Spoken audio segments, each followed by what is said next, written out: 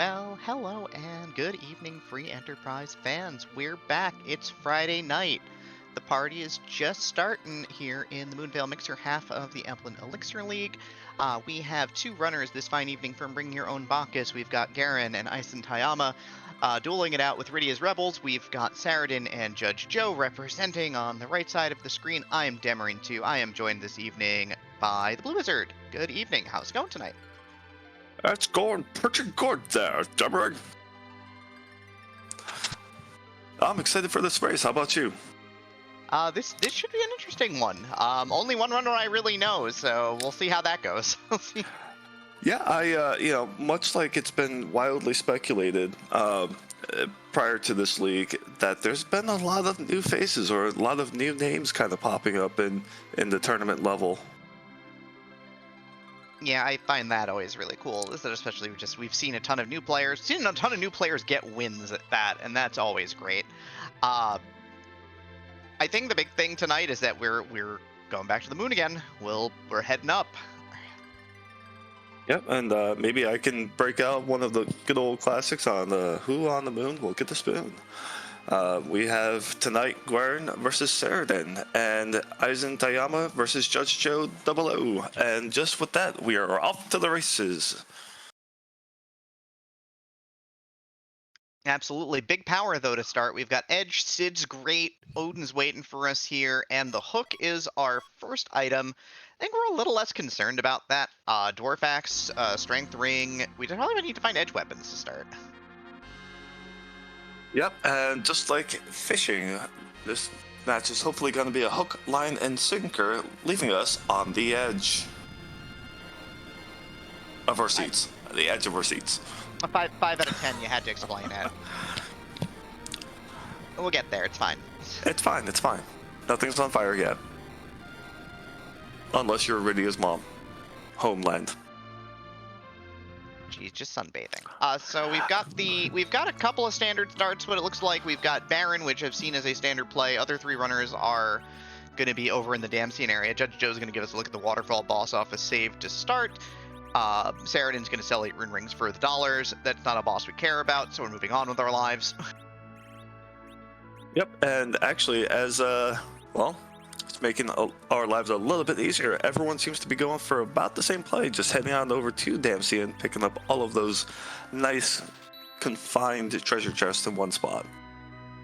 Yep, it is max tier 5, so no matter where you go, that's where things are going to cap out. So you don't have, like, the big play in, like, Castle Eblan early on to try and sneak some tier 6 gear or anything. That's not in the cards today. Saradin looks like he purchased a couple of exits after selling out his stuff. Nothing super exciting in Baron, but nothing really super exciting. We've seen some heavy armor, which is worth selling, but that's really it. 3 runners here are launching the hovercraft as well because, hey, we got the hook.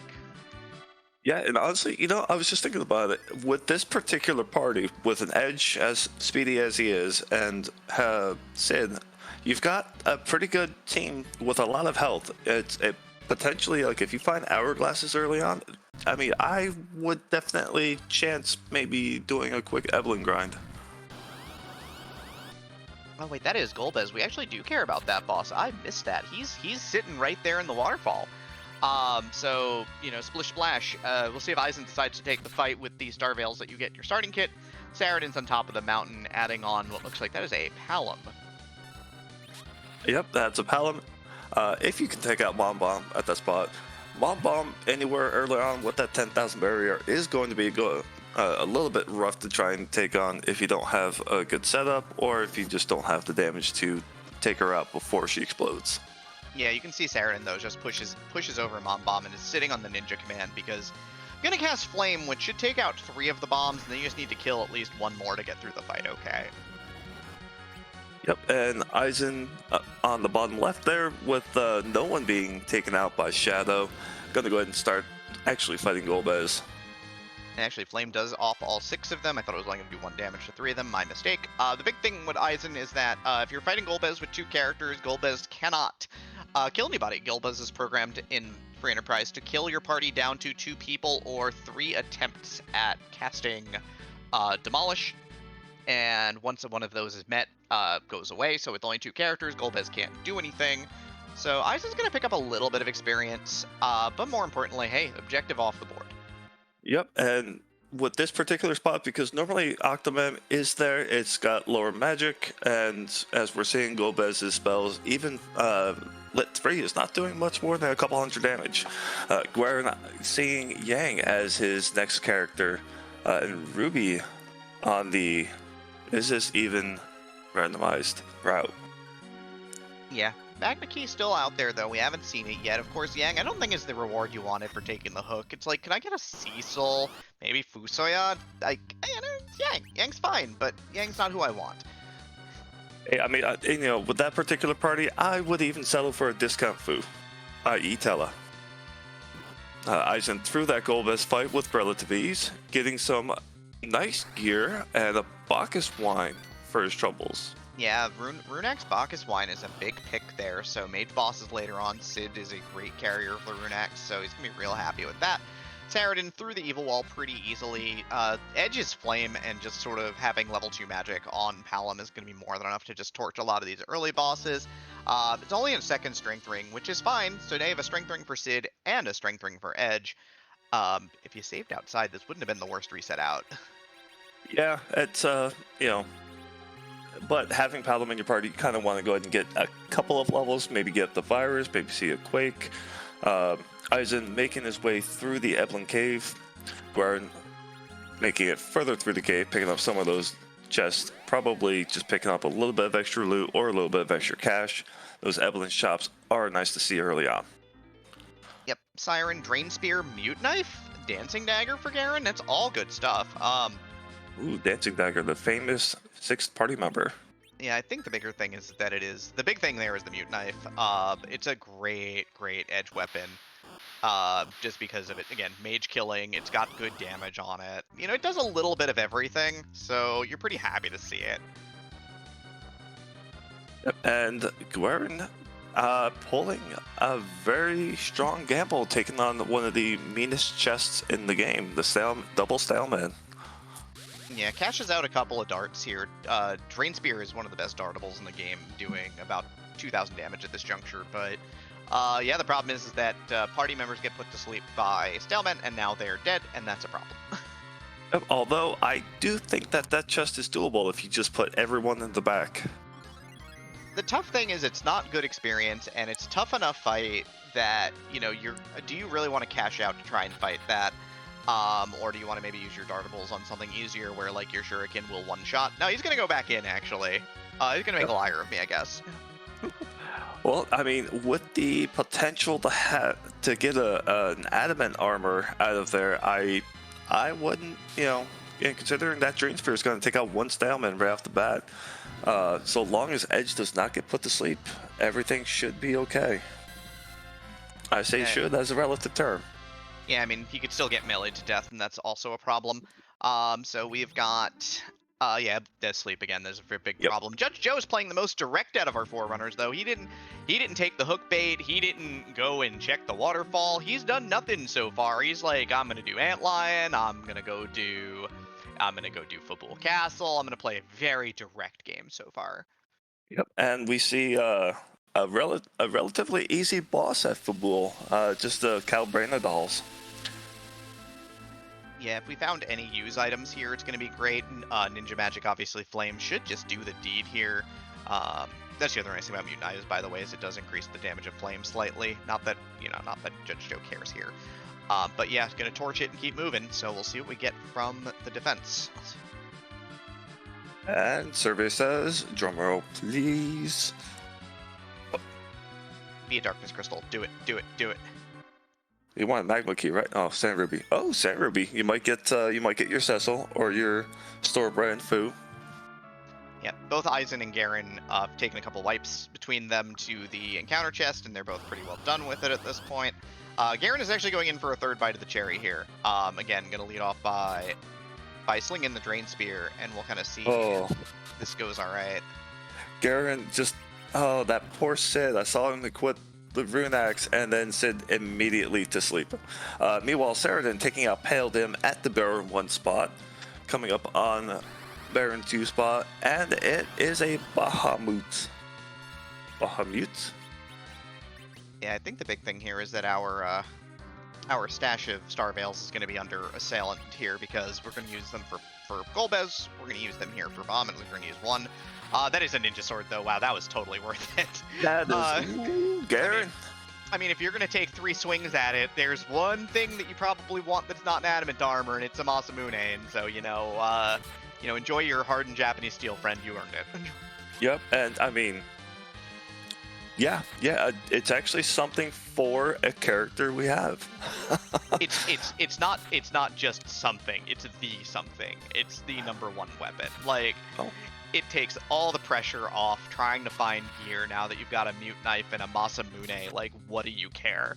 So Garen's going to get a big power spike early on and probably is going to ride this to now kind of saw through the overworld, which has proven to be pretty straightforward so far, all things considered. No bosses that have made me go, this could be a little annoying early on. Nah, this is going to be pretty easy now. Yep, and also, Garen, picking up an Earth Hammer for Sid, considering all of the overworld bosses that we both know and potentially have yet to see, that Earth Hammer is going to be helping to make some quick work of them. Yep, Earth Hammer is also Fire Elemental, so it does work against Fire Elemental weak enemies. The big thing here is, of course, that we got an apple to go with Arcane, so no key item from Baron. We're running out of space on the overworld here, and with one of the 2 bosses already located, ordeals, yes, no. My personal opinion, I am an absolute fan of doing ordeals because so many people have been against it because, I mean, you don't have Cecil, you haven't seen Cecil, you haven't seen Tala, so it's like there's no real reason to. But I think that's all the more reason to do it because so many people aren't doing it. And it is a bit of a gamble, yes, but it's also, yeah, I mean, it's a pure gamble. And who knows, if you run into Cecil or Tela later on, or even Fu, because you've cleared 2 bosses, that's 2 more, sets of spells for Fusoya. Fair enough. Judge Joe continues the direct route through the seed. Garen is going to go pick up Palom here. Aizen's thinking about it. I think took a second to sort of process and decides that a Black Mage would be a good addition to this gang, so is going to pick up as well. So Garen and Aizen are simultaneously fighting Bomb. Judge Joe is on Bahamut, and I think is thinking about just damage racing this. Looking like he's pumping out the damage. Yeah, I was gonna say. I mean, is there anything else against Bahamut, other than a DPS race? I mean, you could throw up a Star Veil in that spot and then just drop your controller for a minute if you're really feeling like your damage is really bad, and you just let the reflection of making it do the job for you.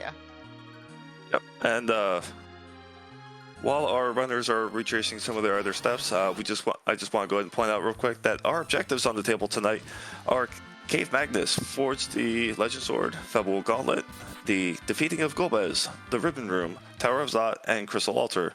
Thing to go ahead and mention to everyone is that our runners only actually have to go ahead and complete 6 of these before they get to go ahead and fight the big bad evil guy. As a note, the Crystal Sword Altar is easier than the Ribbon Room. It's got less hit points and generally less statistics for the magic side. Go fight that. I memean, you say that until you run into Alt Gauntlet at the Ribbon Room. I mean, look, like Float Eyes only have piles of hit points. It's fine. Speaking of what's kind of going on, Judge Joe is now actually in the pass here, so is in the Hook Pass right now. We've got Saradin stocking up on wines, having done some extra looting. Garen is coming back to sort of the regular route here. There's a Poison Axe in there too, which I don't remember seeing. But he and Aizen are now back on the normal route with some additional gas in the tank here for fighting things. Yep, and I'm loving the fact that, like, if you look on the left side of the screen, you see Garen and Aizen literally almost frame for frame in their steps.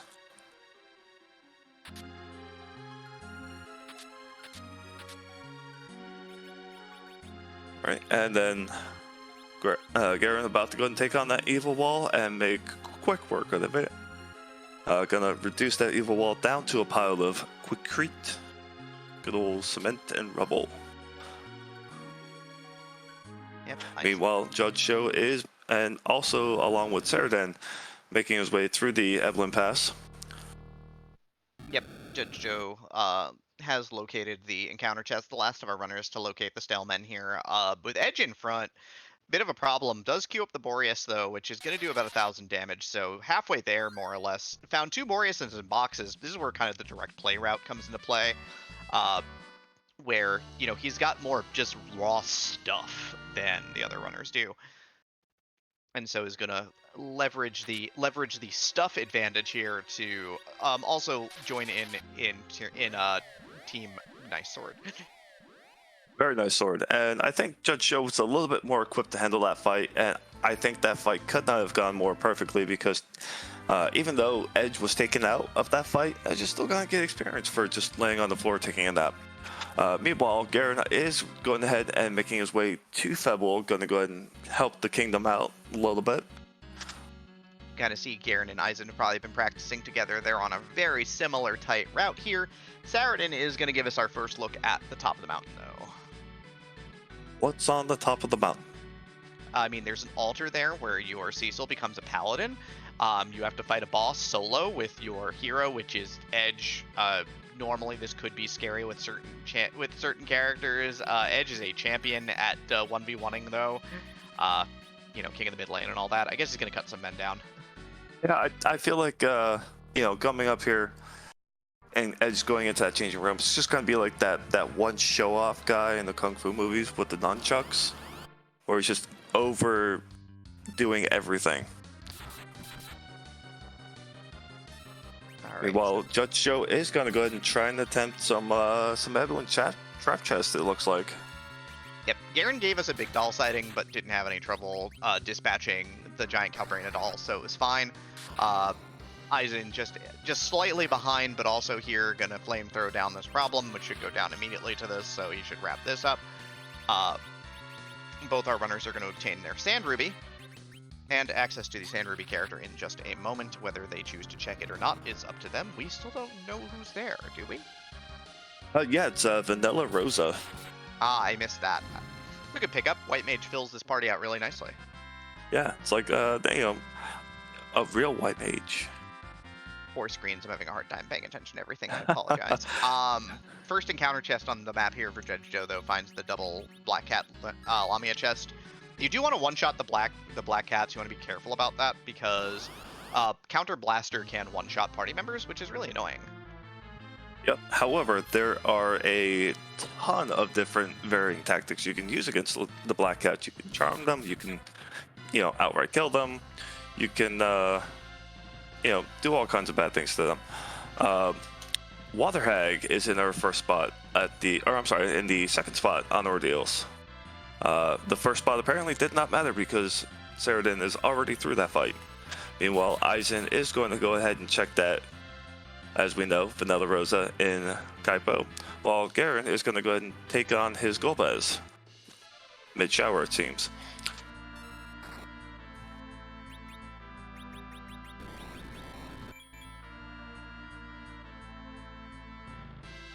And I had 3 screens covered. Did anyone happen to see what that first trap chest was?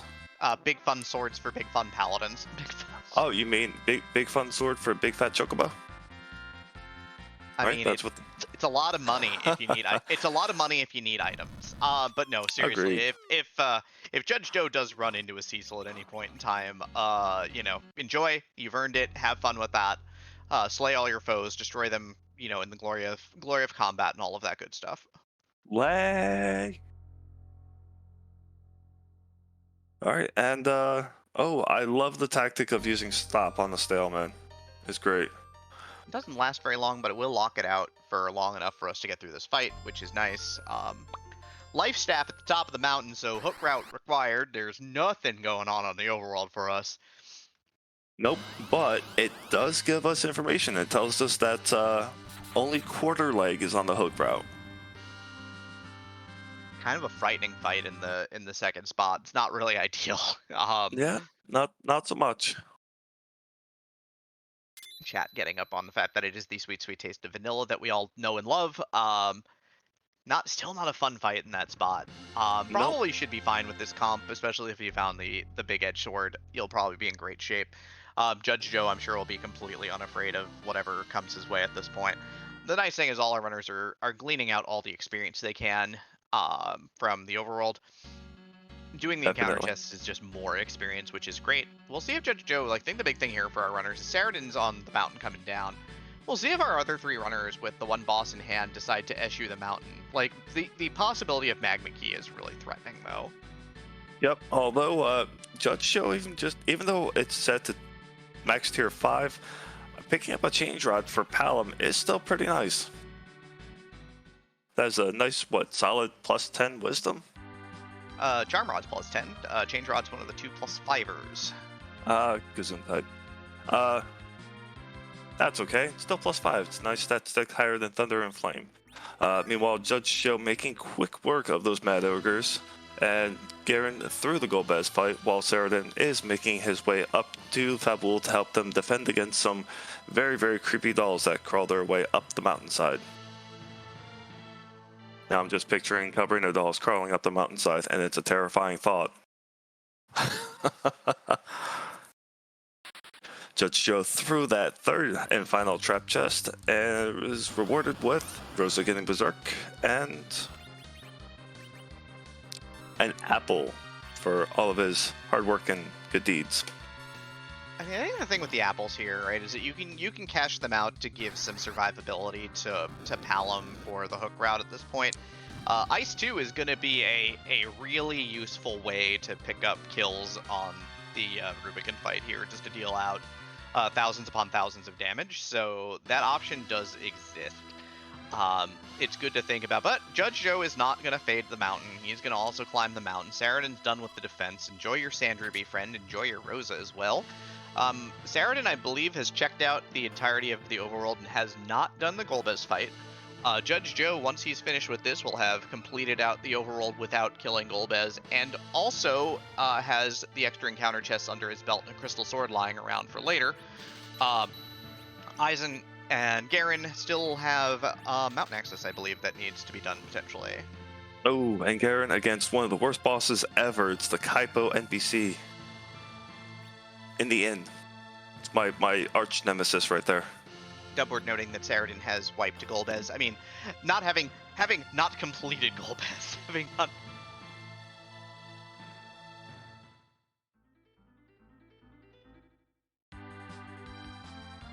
Meanwhile, Judge Shio on his way up into Kainazo against everyone in the first spot on Ordeals.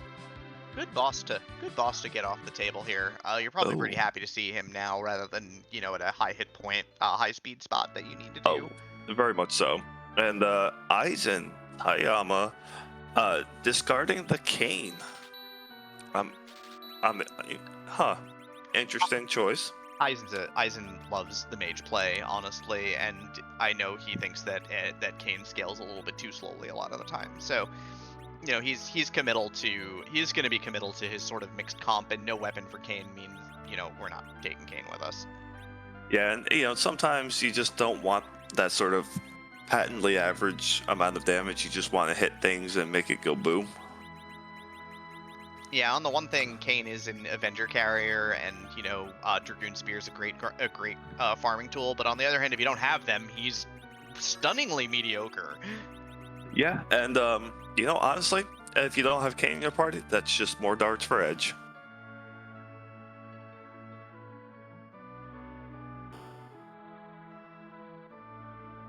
So yeah, Eisen up the mountain. Judge Joe also up the mountain through the Water Hag fight. So 2 down. Saradin tacking on, adding the Rosa to the gang here. We'll see. I'm assuming he's going to take. It's real hard to pass up Rosa at this juncture with the Underground coming. Agreed. And I mean, with having to do the hook route, you want someone who can cast white spells. Whether it's Porum, Tella, Fu, Rosa, someone that is not just going to be confined to the role of alchemist. Potion Party was the other half. Yeah. So Garen is through Bahamut now, so he's going to wrap up the Inn of Baron. Saradin is picked up Rose and is leaving Kaipo. Judge Joe is wrapping up here in Ordeals now. Yep, and we'll see if Garen, after those fights, takes the cane or not. And it looks like he is going to get rid of Sid. Not necessarily the bad choice. Yep, Saradin going to give us a look at the Mist Cave boss here. It is orbs. He doesn't want any part of that. Not necessary. Walks away. So Saradin's going to give us our first look at the dive through the underground. It looks like we'll see if he decides to do anything else beforehand, though.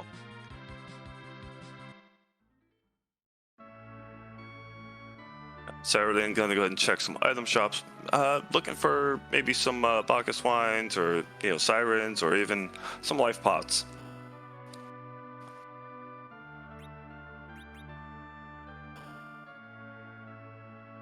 He's in working on that water hag, just 3 swings and a done. And then Garen going ahead and making his way up the Ordeals Mountain. Although, I was just thinking about it, that the life staff is a nice little handy dandy stat stick early on. And in the right spot, quite a handy dandy beat stick.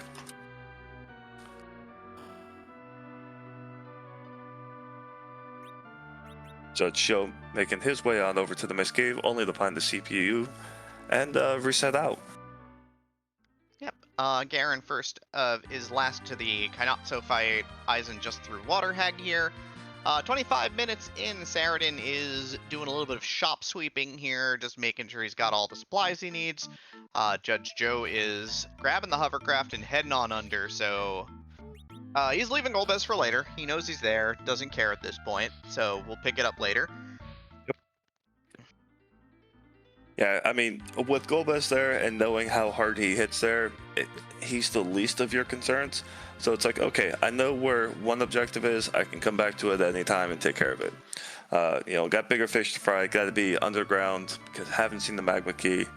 And at about the 25-minute mark, you kind of wonder where you might be amidst all of the other racers.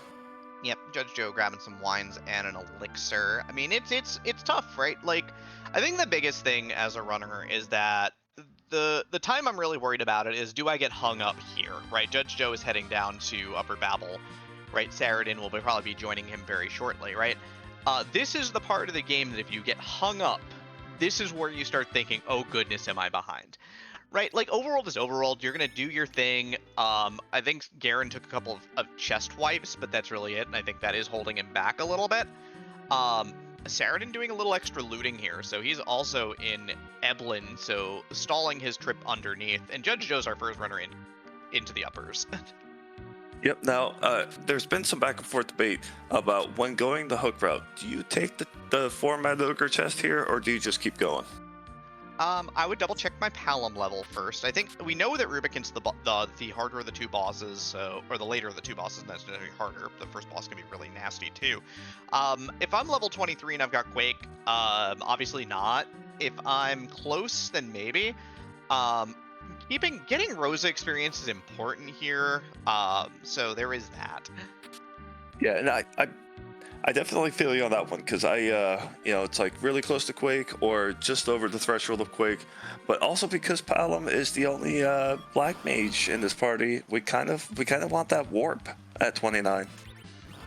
Yeah, I think part of it is maybe you bank on getting Sirens underground with the 3 extra shops and knowing that you did not locate Sirens in the hook route shop. So with access to 4 of the 5 gated item shops, I think you just make the play. Judge Joe rolled through at 26:25, and after the minute walk, the first boss is Mist Dragon. Mist! A boss you cannot lose to. Thankfully, this is a boss that as long as you bought a few extra life pots, you can't lose this fight. It is impossible to lose, because after 3 attacks turns to Mist, and you've got all the time in the world to res your party up and get them back up hale and hearty, so this one's free, all things considered. Yeah, but you don't even need the life pots. You have Rosa, you have a life staff. But life potions, like Kane can throw them. Sid knows how to use a life potion. Sid, I do the lifing good.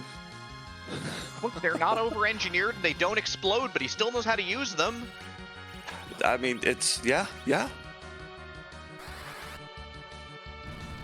And it looks like, I think another swing and Judge Joe. Well, okay, another swing of dart in the face gets Judge Joe through that first hook route spot, which I wonder if Judge Joe is going to remember that he remembered about Demus turn-in after this. Or if he just says, nope, I don't feel like doing that Ruby, turns into Demus, gets a Magma Key. Doesn't even safety save. He's just gonna flex. This is a flex. Yep, this is definitely a flex brag. Brag flex. Like, either way, he's got an Ice Claw, he's got Ice 2, he's just gonna go right in. He's not afraid. Yep, I wouldn't be either. Meanwhile, Eisen is making his way through the Eblan Pass, Saradin making his way through the Eblan Castle, and Garen making his way through someplace I did not see. Eblan Castle. He's also dipping into Eblan Castle first. So Eisen's the only runner who's eschewed Eblan Castle, did find the Stalman chest, which I don't think he's going to have any problem with at this point. And since he is fighting it, he's going to get very, very rewarded. Judge Joe has given Edge an Ice Claw and a Bacchus Wine. He brought it himself.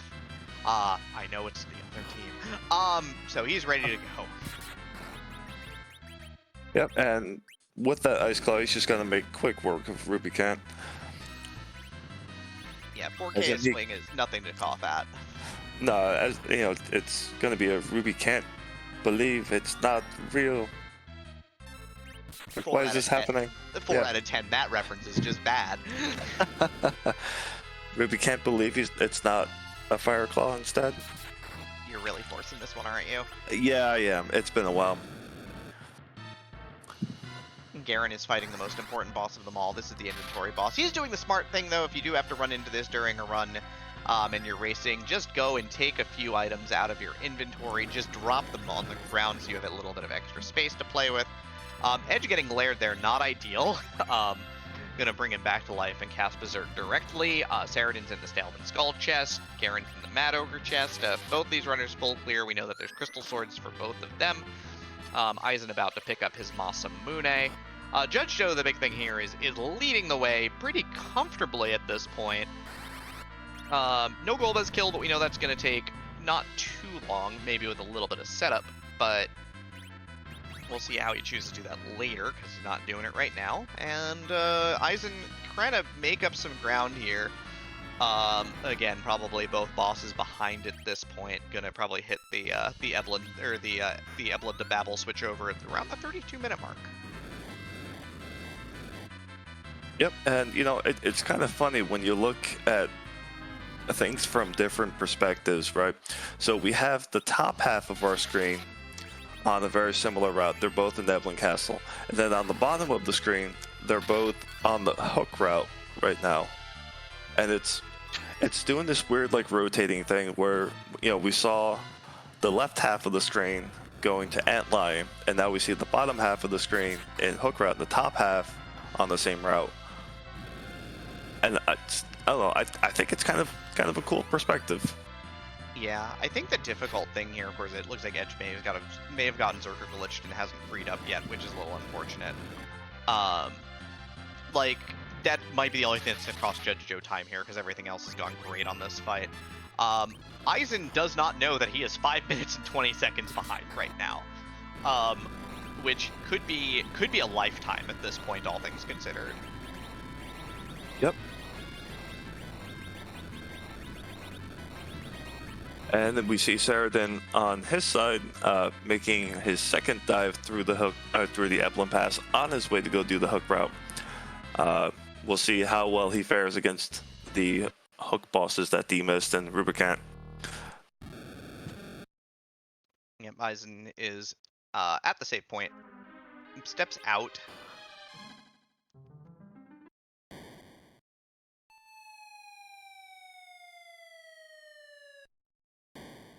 Yep, and Garen threw that Lamia trap chest, about to be rewarded with a nifty little item. Although Eisen, I think, is the second person to do the 4 Mad Ogre chest. Yep. Judge Joe, of course, hits the trap tile, or hits the fall tile at around 32:58, 33 minutes in my notes. I'm gonna use 5-second increments because it's good enough for me. Garen is wrapping up here. Garen's definitely a little bit behind at the moment. Saradin's gonna take the save. Is Saradin? I think Saradin's been skipping chests, so may not be interested in grabbing the Mad Ogre box here. Judge Joe is raising the Falcon at this point and is going to head over to Dwarf Castle first. Yep, head on over to the Dwarf Castle. I mean, you got to be feeling pretty confident. You got good gear. You've got a pretty good team comp. There's not as much after you get underground when you've got momentum like that. That's going to really stop you. Yep, Cecil or Fu are both still big upgrades for any composition at this point in time. Obviously, item shops are great. You do want to make sure you've got warp in hand, so sirens are sort of on deck if you can find them. Yep, Saradin's rolling up now to the first boss. This is going to take on this Mist Dragon. Garen's still looting in Castle Eblan here, so wrapping up shortly. And Eisen is here, just going to try and get some levels on... This is intense to get levels on Rosa, but man, this fight is going really poorly right now. Yeah, it's definitely going south pretty quick. But that... Nope. I spoke too soon. Well, no. Other way around. Maybe try number 2. That fight went too far south. I'm not sure what the plan is there. We'll see what Eisen does. That's going to be important. Going to step through a second time while Garen is here, going to empty some inventory, it looks like, and we'll see what he's shopping for. Oh, the Crystal Sword. Assert dominance. You can't sell like any sword. Like you can't sell the Crystal Sword. You can't sell the light sword because it's a good dartable. Like just want some Bacchus wines here, which is fine. Eisen's gonna do some relooting.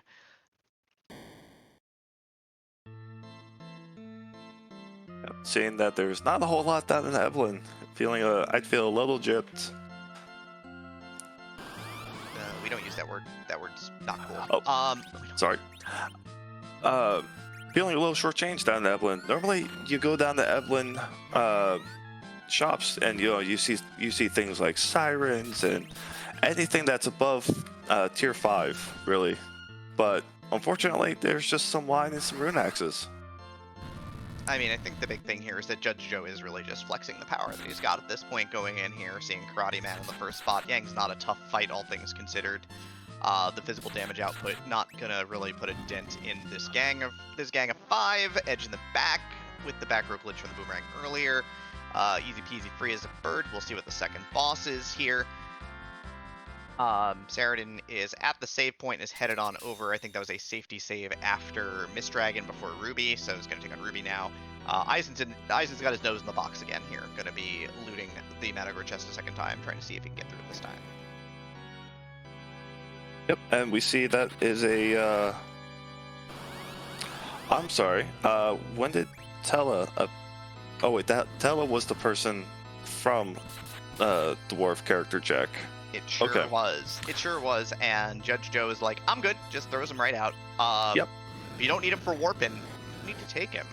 Well, I wonder about that, because I don't know if Hallam will hit 29 after this fight. He's already there. Judge Joe did a lot of work on the overworld. True. And we see Saradin up on that Rubicant fight, making not as quick work of Rubicant as Judge Joe did earlier, but actually has the damage spread out a little bit more, I think. Yeah. Judge Joe just picked up 29, it looks like, because Cure 3 was added on for Rosa, as well as Warp at 28 for Palom. So, good times, the party's good, he's going to get to Warp Glitch as well, so... Judge Joe is putting on a clinic right now. The math is good, his play is sound, he had a real quick Ruby fight. So far, feeling pretty good, it looks like, I bet. Like, if I'm through Dwarf Castle here at 38 minutes, I'm feeling all warm and fuzzy inside. Yeah, a lot of people talk about trying to get underground, like, around the 30-minute below mark, but honestly, I think, the 38-minute mark is a pretty solid amount of time. I mean, it's not just underground through a hook route, it's underground through a hook route and through Dwarf Castle. Who cares that it's a crystal helmet? You got a legend sword for half a forge from the first half, which is great. So, you know, that's half an objective in your hands, and Judge Joe's just going to exit out and bail out. He's done with Dwarf Castle. Saradin is working his way through. This is looking like a Ice 2 and jump fight at this point. I don't know if he has a Blizzard Spear or not. He does not. That's 1,000 damage. He does not, but that is A-okay. As Rubicant's just gonna bonk people with the fiery whirlwind of death. And occasionally knee you, but the knees don't do a lot of damage on the spot. Tomer's got silk webs and coffins, so silk webs are great for slowing bosses down. You almost always want to have a couple on hand for Zeromus. Super useful. Coffins, of course, are instant kill items that, since we do have free bosses again, free bosses are back, so yeah, you can really do some work with those as well in a lot of positions. These glares are hitting really hard. The big thing is that the fire counters actually don't do a lot at this spot. Yep.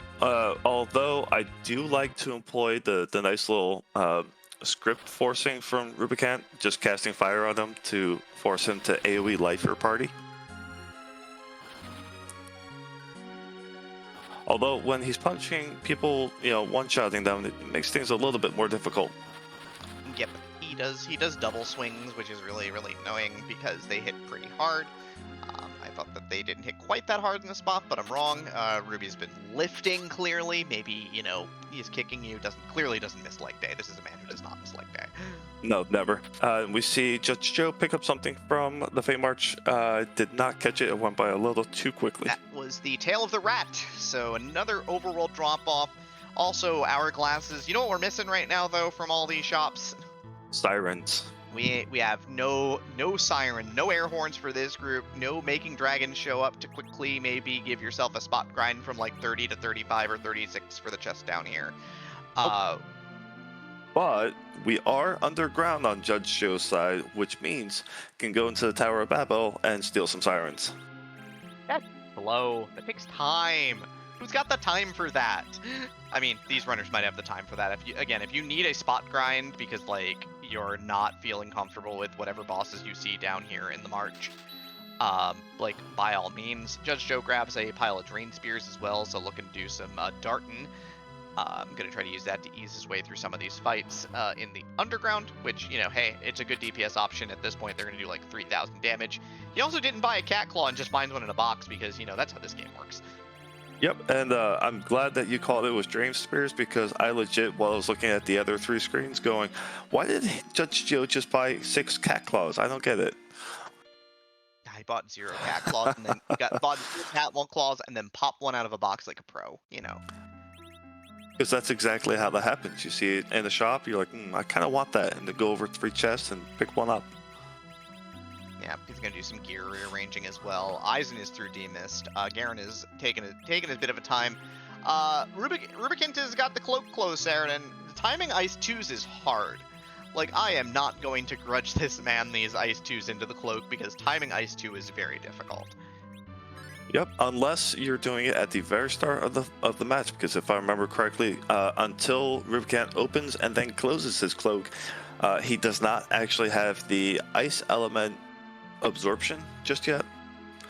Yep, but then after that, you if you hit into the if you hit any elemental magic into the closed cloak, it heals him. So you have to be aware. Judge Joe does find one freebie here. I think he's got a couple of coffins. Now is the time. Yeah, I think he's got this in hand. These bosses are no longer boss bitted. They are boss bitless. They're going to get boss blown up and maybe even life glitched for experience points. Yeah, and I mean, honestly, who needs things like hourglasses and, you know, boss or anti-bosses when you have a team that's got just a pile of hit points and a pile of coffins? Yeah, Kane of course gets shoulder checked for his troubles lining up to throw the bottle. So he dead, no life glitch. Unfortunate. Yep. Yeah, and honestly, Kane should have just been on guard. He was trying to throw a life potion. He was busy. I know, that's no excuses. Speaking of Kane and doing things, that is a fine weapon for Kane. that he can just look at as Edge goes ahead and darts it. Garen going after those Mad Ogre chests, trying to maybe pick up a little bit more experience for his party. Yep. So the big thing is here is that Judge Joe is going to go straight in. We know that this is going to be Mylan Z. The troublesome thing about this fight, of course, is that Mylan is going to hit like a truck. One of the hardest hitting spots in the game. Yep. Although Judge Joe is going to go ahead and throw on that boomerang, get that extra damage, because unbeknownst to the usual common untrained eye, Mylan Z is actually floating.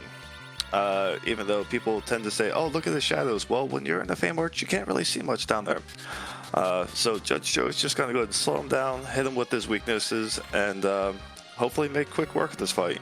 Meanwhile, Eisen is through that Rubicant fight, and will be at about 44 and 40 seconds. Saradin touched the tile at 44:15, and he's going to touch it at 44:25. Yeah, so about 5 minutes behind. Oh no, he's 9 minutes and 25 seconds. He's 11 minutes off the pace now. Oh, sorry, you said Saradin. I'm looking at Eisen, and you said Saradin. Yeah, Eisen hit the tile. He's 11:25 behind. Saradin hit the tile at 44:15. Garen is through one boss and is going to resave after the Mad Ogres here before hitting up the Rubicon fight. So we'll see how he's doing here. The big thing is if there's nothing down here, Eisen may make up some time if he plays this fairly directly, takes the freebie check at Sheila, drops off the rat tail instead. These fights aren't easy. Like, that's the thing, is that Judge Joe has an advantage, but Fame Arch bosses are hard. Yes, Mylan is flying. The actual reason why he's flying, of course, is so that bows do bonus damage to him. This was a workaround for the Ordeals fight back in the day in vanilla. But yeah, Boomerang and Bow are doing some really nice damage here, so I don't see things going too badly, but man, can you please stop punching Rosa? It's fine. It's just so that, like, if things go south and or a bit more sideways, that Edge will still have his 2 stacks of blink on him. Meanwhile, Hallam down there acting like a pro, taking a punch from Mylan and shrugging it off like it ain't no thing. Meanwhile, Saradin doing some egg grinding with a 1 siren, I think he had. Yeah, there is 1 siren located. He's going to use that to assure warp. He's not going to worry about anything else. Judge Joe really, again, putting on a clinic there with just hitting the weaknesses on Mylan, with the boomerang, with the bow, just driving through that fight. What a show he's putting on. However, the only thing he's getting from it realistically is experience points. It's a heroine robe for Rosa if you need her to play Archer, which at this point is not very likely. So yeah, he's going to get a little bit of experience. Yeah, the experience is nice, but combined with the life staff, the -15 to will and the +15 to will cancel each other out. So if you need to go ahead and do some agility manipulation, try and get some characters to RE1, that'll definitely help. Yeah, and if you do happen to locate this is a very, I think this was the play I learned about from Possum, I believe, which is if you've got an Artemis bow, a life staff, and a heroine robe, you can start with the Artemis bow and the life staff, or Artemis bow and heroine robe for a ton of extra speed on your Rosa, and then down equip to the life staff and maintain the agility bonus. Yep, always a nice play, and definitely not more math that we're gonna do in stream, because I hear that's a bad thing. That's a rumor. You can do whatever you want on Twitch as long as you're good at it. That's fair. Eisen is going to fade off these bosses, though. He's like, yeah, I'm good. He doesn't want any part of this, it looks like. He's just going to continue looting. There's a ninja shirt down here in the passageway room, though. So that's nice for Edge. That's going to boost up his agility and is the best magical defense piece of gear for Edge in the game. Yep, and we see Judge Joe coming back up to the overworld. Probably... Well, yep, gonna go ahead and swap airships. My guess, go turn in that D-Mist. See what you get. So we got D-Mist, Rat Tail, and Sheila 1 all on deck here, so we've got 3 essentially free checks at this point, and that looks like that's Eisen's plan as well at the moment. So yeah, Judge Joe is gonna turn over here and head in. So he drops the hovercraft first and then heads to Mist. So we'll see what Rydia's sunbathing mother has. Yep, this is the go away. I'm taking a nap. You know, and apparently take the other half of Forge. Do you want to get an even bigger sword for Edge? Because you got a chance at it. I'm trying to think what all actually comes for Edge in the Forge. I don't know that I've had Edge and gotten Forge. So there's one really nice ranged piece of ranged gear that gives you agility. There's a sword that is better than a Masamune, and there's scrap metal, as Dathis is yelling about, which is of course a weapon with 1 attack power. I mean, you always like to see the good old scrap metal, but I mean, I'm here for just making Edge into the Flash, or the fastest man alive. Sheila gives us the Baron Key, which is now, that is continued progress forward for our runners finally, so we don't have to go do Keyless Tower yet if we don't want to. So that's grand. And so we're getting, this is where all the key items are apparently. We're living the key item life right now. Yep. Garen through, Saradin was already through the castle here at the Dwarves. Yep. Now there's going to be a pop quiz. Who was the starting boss that handed the key item? I even said it. It's Odin. it's Odin. It was the Yep. It's the king is the king. Required music obtained as well from the rat tail, so the overworld opens up right now with all your power that you've gotten from doing underworld checks, so everybody can enjoy that. The big thing right now is that Eisen does not have the legend sword from Dwarf Castle, but has also faded off the 2 checks in the underground, so getting some free time saves there if he decides to continue eschewing those checks. Garen is launching the Falcon. Saradin is leaving Dwarf Castle, complete and done with a legend sword in hand. Yep, and I'm just doing some quick counting on my side. I mean, that's 3 checks that Joe has access to right now. He's got access to Cave Magnus, got access to Golbez, and is about to go ahead and complete forging the sword or scrap metal. Yep. Magnus, of course, is required. Our runners will probably head there as shortly as is possible. I'm also going to give us a look here at this shop. There's the Artemis bow I mentioned earlier, as well as Zeus gauntlets. So there's a lot of good stuff. He's gonna cash out some of this good stuff to pick up. Not sure what he's aiming at. I think this might be a Zeus gauntlet play here. Yeah, I mean, this for a shop like that, that's when you sell 90% of your inventory, because you don't want to have to keep coming back here. Sunrise. There's our big throwing weapon that's gonna pump up our Edge's agility even higher. So he is going to he's gonna carry real hard now. Oh yeah, did I mention how much attack power it has? It's got 100 attack power. No, but Demarin, how much attack power does it have? It's got near 100 attack power. It is a bigger weapon than the Masamune. Ooh. That is yep. So big old throwing stick and very, very speedy boy. Yep. So Garen is doing Dwarf Castle right now, about 5 minutes off the pace at the moment behind Saradin in terms of getting to the underground. So making his move, Eisentayama and Judge Joe are both on music at the moment, so we're going to get that in a minute. And Saradin, he's here, he's going to look at these 2 bosses. We'll see how interested he is in them at this point. Yep, and we get to talk through the music, right? Got a commentate because there's no lyrics. You know, chat will throw you out, and then I will be required to throw you out if you talk through the music. Everyone will be really annoyed. I mean, I get to do it once, right? And I won't let you do it twice. And this is the part where we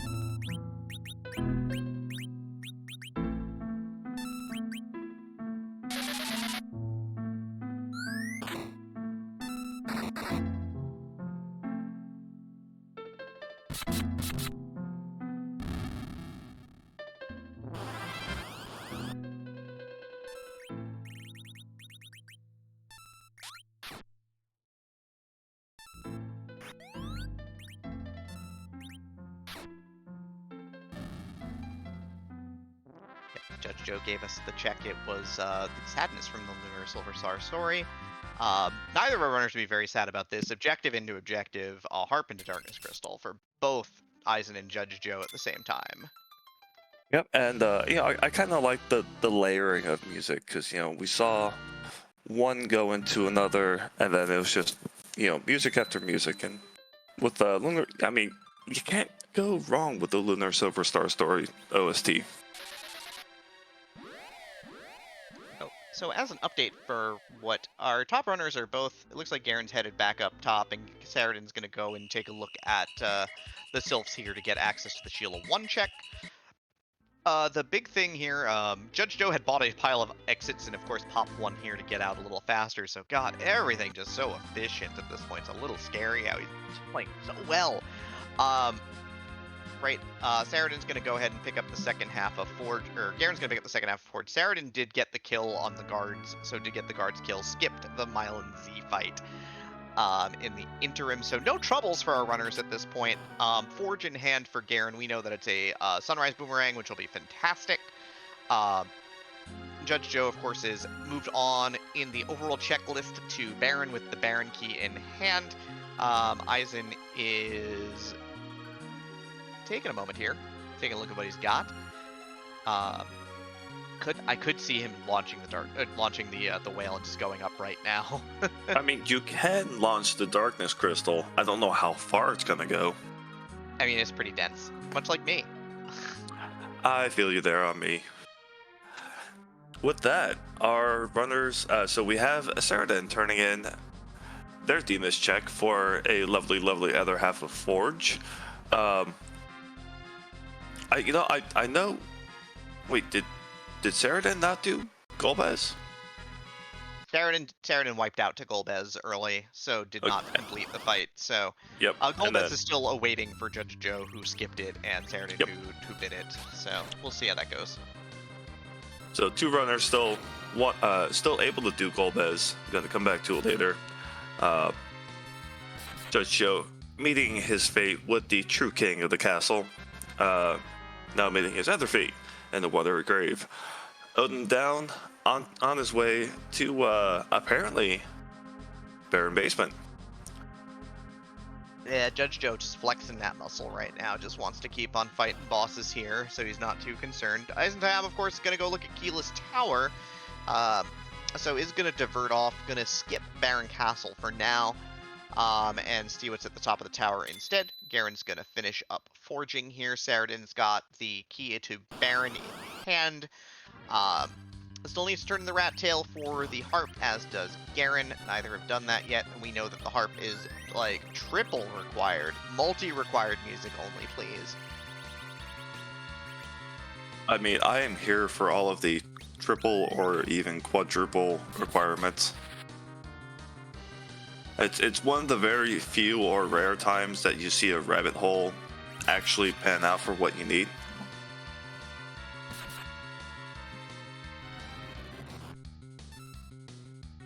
Yep, Garen's going to go grab the rat tail down here. Maybe he'll take a look at the bosses. We'll see if he decides to do the twin guards or not. There's a twin harp in hand for Saradin. The boss at the basement castle throne is Octomom.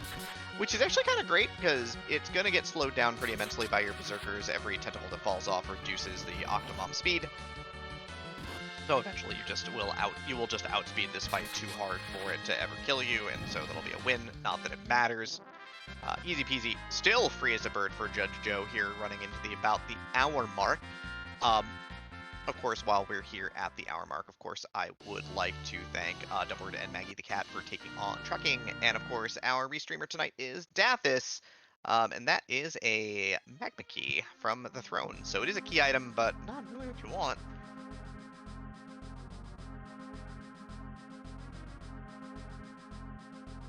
Yep, would have been nice to see without having to dive the hook route, but it's still a nice chunk of experience for the fight that it was.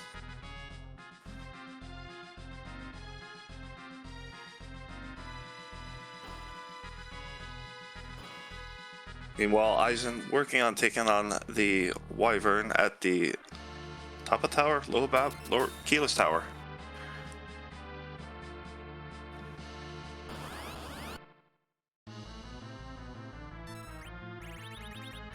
Yep, the microwave is in full effect here. Gonna start. Wyvern is now in the reflecting nukes phase of this fight.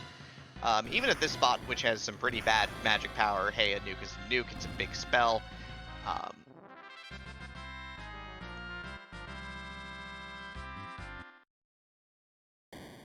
Judge Joe taking out, I believe that was Plague, although it went pretty quick. Yeah, and Saradin taking advantage of his party's current state of affairs in terms of alive characters. Only Edge and Kane are alive. So he's like, you know what I'm going to do? I'm going to go fight Golbez, which of course makes perfect sense. It speeds up the cutscene. You don't have to think about it or what party members are going to survive. So this is a bit of a brilliant moment, of course. I really like this. Yeah, it's, you know, when you don't, I mean, you can do a couple of options if you want to keep the party alive where you don't really care about who dies. You just go ahead and cast Venom or Piggy or some status effect. But when you want specific characters alive to take on Golbez, you just go and turn on encounters, wipe out a few people, and go ahead and take it. It's still a lot faster than waiting through these cutscenes. And you can just like fight imps. No run is on, so you can't run from the encounter. But hey, if you just want to fight some imps outside of Baron, who is to stop you from fighting your own party members instead? Mm-hmm. Yeah, thankfully, that particular spot and Waterfall is not a very high magic spot, as we mentioned earlier. Golbez, you know, he's gonna hit you, but he's not gonna hit you for much. It's about the same as King Queen Eblan. Yep. Eisen working through this fight here at Wyvern. Garen has dropped both guards for the full experience points. Judge Joe going for the standard setup, which is pigs and small characters to negate the paralysis effect, and then allow you to just basically probably dart a Drain Spear if Edge is alive. Yep, Eisen through that fight with Wyvern, picking up a few more levels, and we will get our first look at what's at Keyless Tower. And that is that is a good find. That's the pickup right there. Yep, that's you know, that's a special 2 more character checks. It's almost like we still have a chance to get a Cecil for that Crystal Sword. I mean, the bigger thing, of course, is this is no mode for the booth.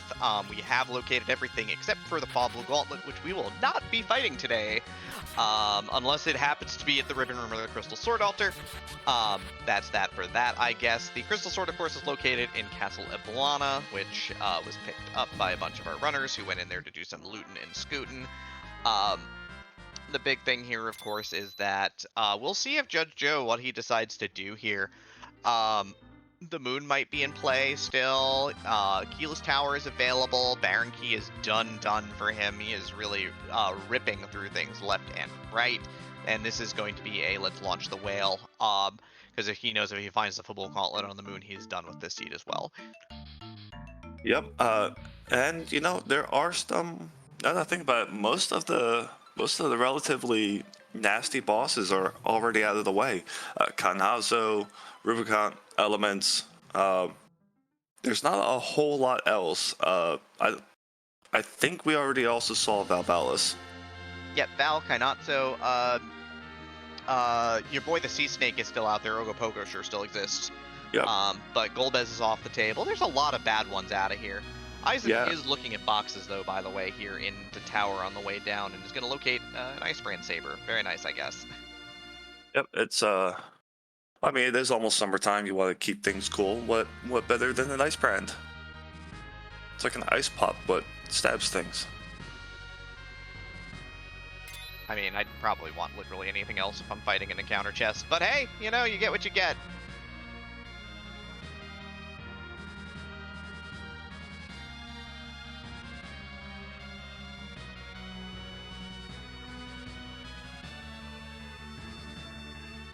Eisen is going to keep the objectives flowing and going here. Garen is through the Mylan Z fight. Again, we know it's just experience, but hey, good fight for him getting through it. And Saradin making his way into the music room with the Leviathan at Cave Magnus, about to go ahead and momentarily get through that like a hot knife through butter. Judge Joe taking a quick safety save before peeking on over at Cave Value or Cave Bahamut.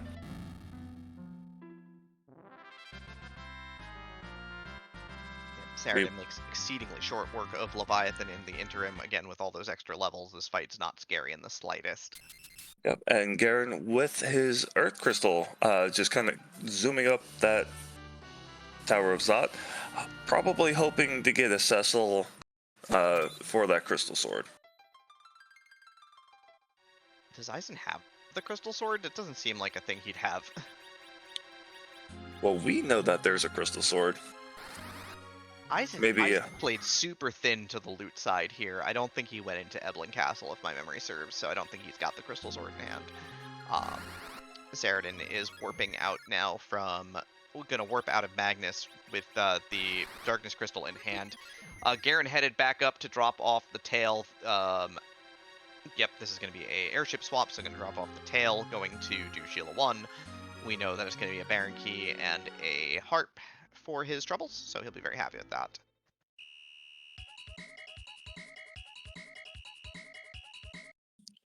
And Justin Edward from the Moon spot. Meanwhile, Eisen is taking on Baigen in that Zot 1 spot. You know, and I was trying to rack my brain, and I was thinking that, you know, Baigen could be on the move. That would be rude. But Baigen is just kind of chilling out with his 9k hit point at Zot 1. Yep, Quake's usually the big spell that people like to use on this particular fight because it dispatches the arms and then also does good damage to Baigen. If the arms are dead, Baigen will, instead of taking a regular turn to attack, will end up deciding to recover the arms, but both do need to be dead for that. So you can take a lot of heat off yourself. The thing is, Eisen's Palom has been dead a lot and doesn't have 23 yet, so that should be rectified shortly, thankfully. Yep. And Garen making his way over to Cave Magnus. Gonna go and delve that, get that out of the way.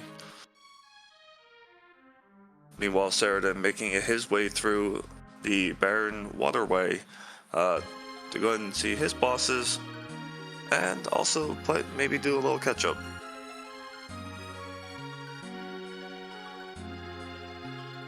Meanwhile, Judge Joe is on the moon, heading on directly on over to the Crystal Sword. I mean, you might as well do what's required here. First character here is going to be Rydia for Eisen at the top of Zot. Saradin's fighting Odin. Garen is going to take the save here on the way into fighting Leviathan. And we see there is a Cecil. It's Paladin party time here. We've got Dr. Dialogue here at the Crystal Sword altar, which you're pretty happy to see.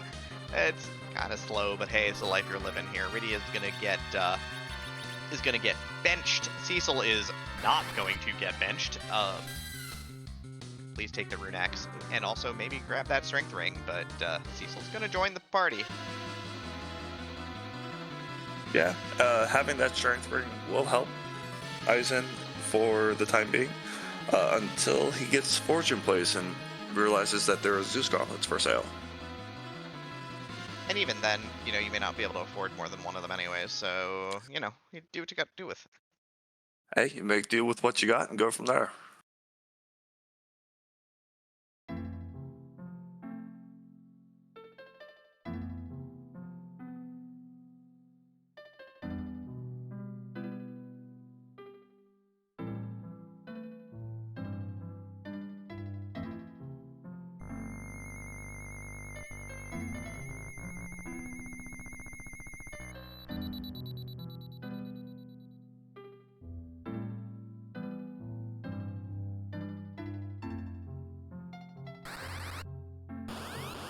So yeah, Judge Joe here onto the second half of the Dr. Luge fight.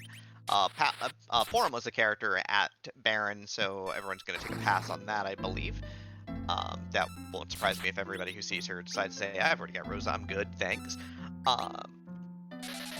Garen's still chewing through the music here, gonna get some Zerks up, and this should go down in short order. And Dark Elf is our second boss here at the top of Tower Soft. Yep. And because the boss bit is not on, I believe you can actually weak the second half of the Dark Elf fight. I think the big thing, you can weak it, you can stop it, is the big one with a fairly early on Black Mage. Is immune to IK, so can't be Coffin, no instant kills. Also, the Baron Crash Bin had some garbage in it, had a Luca key, which, I mean, it's a boss check if you want to go take the 2-minute walk. Yep, and Judge Joe picks up a spoon from the Crystal Sword. Nice little dart there. I mean, that's how you get yourself out of trouble, right? Just fling a spoon at it. Since it's got 255 attack power, the dart formula is the attack power of the item you're darting times your level, plus a small random factor up to 127. So Lots and lots of damage. I mean, the key thing here is it's like 255 base power. So if you are, if you're above level like 42, it's guaranteed to do quad binds. Yep, and let's see, 2, 4, 7, 8, 9, 10, 11. That makes Judge Joe's 11th item. So if he went back and picked up the Edward, he could technically slingshot him. And because of double experience at that ribbon room, that's 400,000 experience. Edward's a garbage character with low health. We don't need him. Eisendialog gets the pass for his troubles here, though. So, sheet of paper, fast access to Zeromus at Torre later. Saradin is here in the Baron Castle basement throne, berserking up to fight Octomom. A real good fight that Berserker's on, of course, so this goes down. Probably going to go down post-haste. And Garen is launching the whale. Yep, and we see Eisen going through Dwarf Castle. Gonna go ahead and do a little bit of extra shopping. Edge, like you said, making quick work of that Asura. I mean, quad 9s, just willy-nilly on a Bacchus. I mean, Mute Knife is a heck of a sword here, because Asura is a mage. So, direct casted a wall to make sure that any healing spells get sent over to the party. Again, flexing those extra levels he got realistically here, so no grind, just has the extra levels on hand to have 40 on Rosa for wall, and it's just gonna drop Asura in a hurry. Because that is one more hit and she's down. I think it's something like 37,000 hit points, give or take. I don't remember the numbers. Yeah, hit point totals. It's a lot, but it's not like overbearing. Magma Key is obtained by Saradin at the Baron Castle Basement Throne. So wrapping up Baron Castle, and of course, more importantly, that's his 10th key item as well. So double experience from any fights going on further.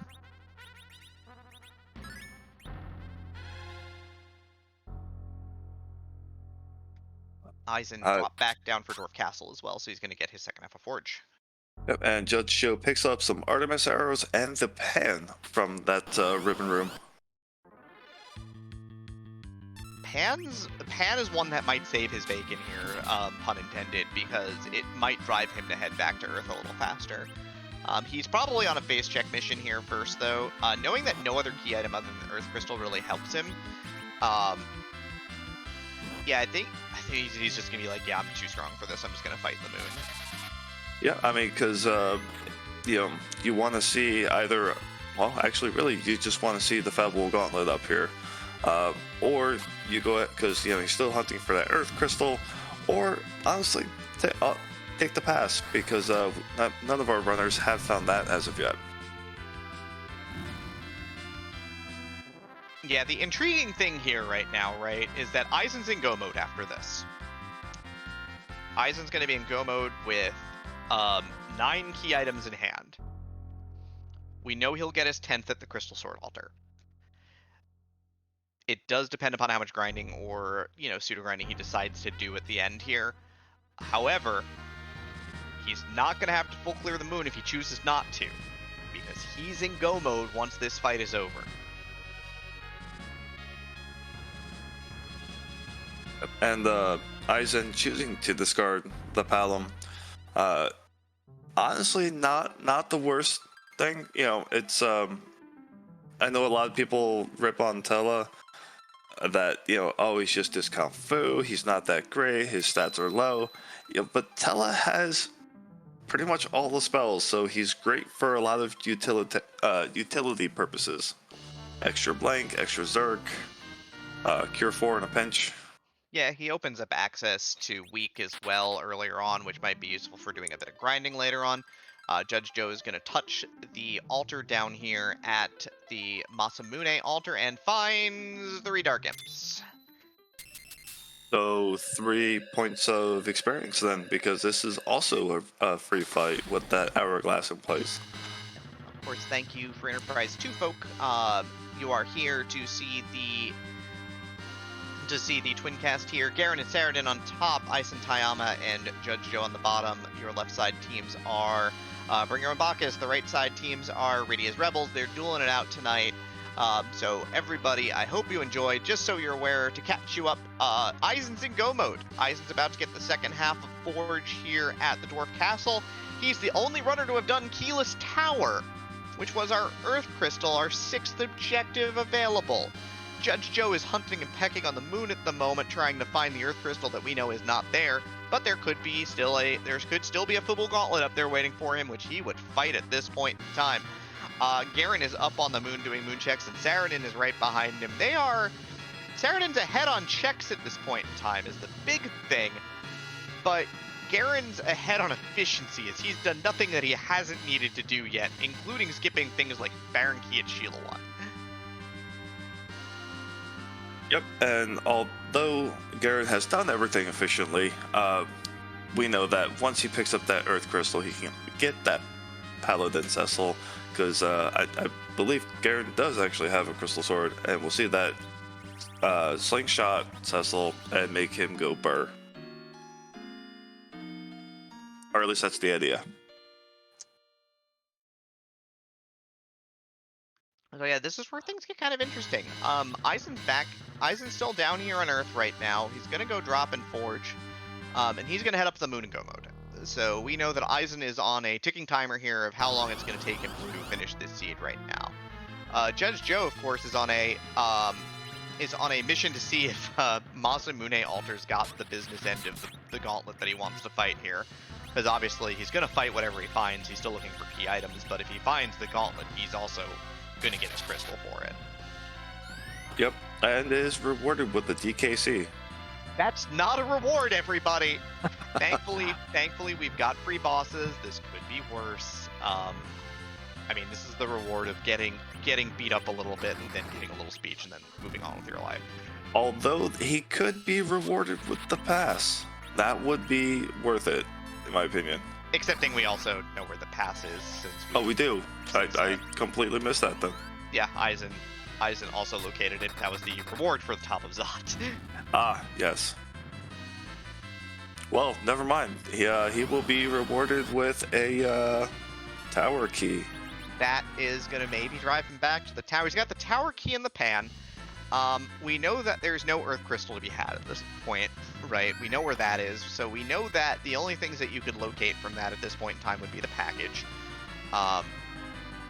It's just not a lot out there anymore, right? Like he's just got to kind of tear through a lot of these checks that he's missed. The tower key may drive him into the tower though, which of course, of all the places to get driven to, that one would be the best actually. Pretty all right.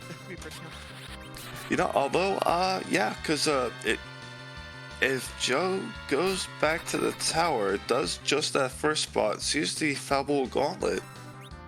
I mean, that would be pretty neat.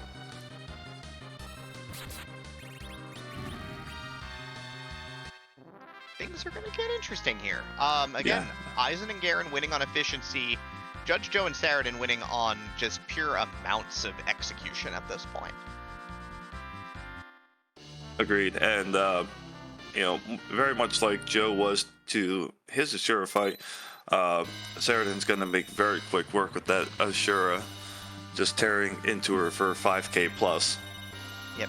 Garen is, of course, through the Crystal Sword Altar now, so that's done and dusted, and he's headed further down.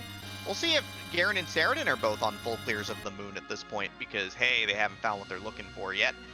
Judge Joe about to drop this pan, which we know is going to take him nowhere, but maybe back up, We'll see when he decides. Basically what it is when does he decide to route into the tower. Yep. And with historical knowledge, as experienced and as very knowledgeable of a runner that Judge Joe is, going with the mindset of Sheila's always got the goods. In this case, it's like there's not much else that Sheila's gonna have.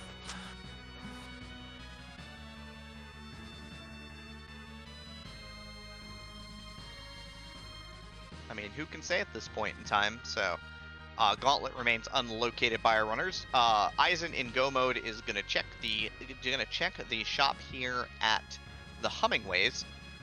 You know what he wants. There's only one thing I think he truly desires at this point in time, and that would be like 6 or 7 sirens. 6, 7, 5. It makes me feel bad. And here I thought it was 99 carats. Delicious. Yes, they're an eyeful. Wait. 7.5. You're getting there. Hey, work in progress.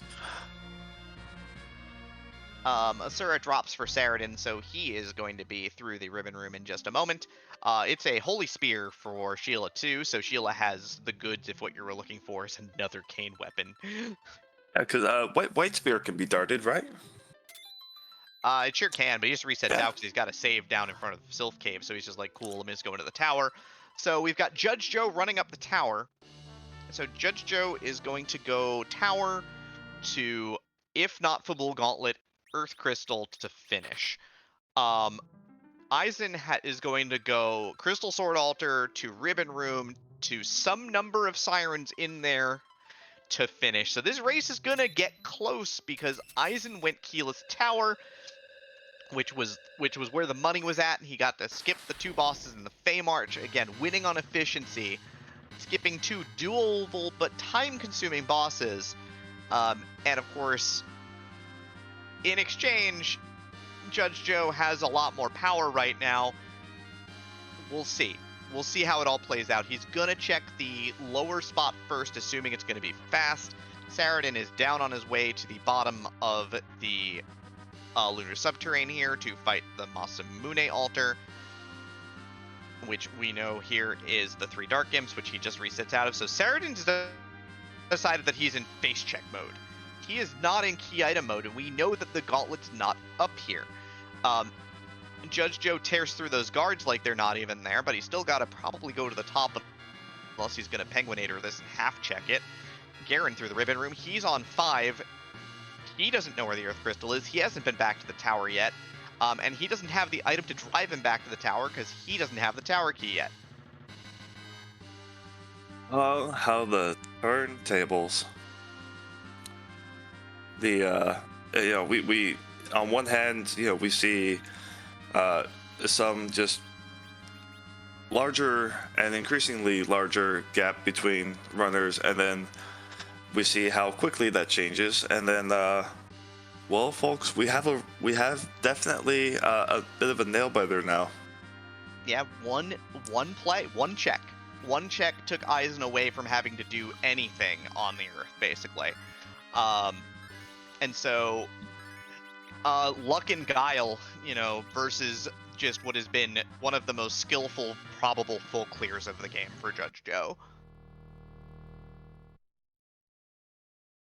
Yeah, that's one of those checks where you do almost on a whim, while simultaneously just like, okay, is it a gamble? Should I do it? Because not for nothing, but the keyless tower check is a bit of a walk. You can't warp out of it. You can't exit out of it. So it is a bit of a gamble because it is a pretty decent walk. And the judge, in Aizen's case, yeah, it definitely paid off. I mean, here's the thing, though. Judge Joe is overwhelmingly powerful at this point, as he just drives his sword and Dragoon Spear through Wyvern like he's not even there. Earth Crystal obtained. He's on his way, and you know what? You know what Zot gives you? That is the sixth and final check. It gives you the pass. So what Judge Joe is going to have to do is that once he gets the pass, all he's got to do is hop on his airship and fly back to Zot from Baron. That's it. He does not have to go back up on top to the moon. He does not need to traverse the LST, which would have been a big equalizing moment, but that doesn't matter. So Judge Joe is headed out. He's going to see a little cutscene that he doesn't care about anymore, while Aizen is going to get through the first half of Dr. Luggage here. Garen is not in phase check mode, it looks like, as he's headed down to the bottom of the lunar core.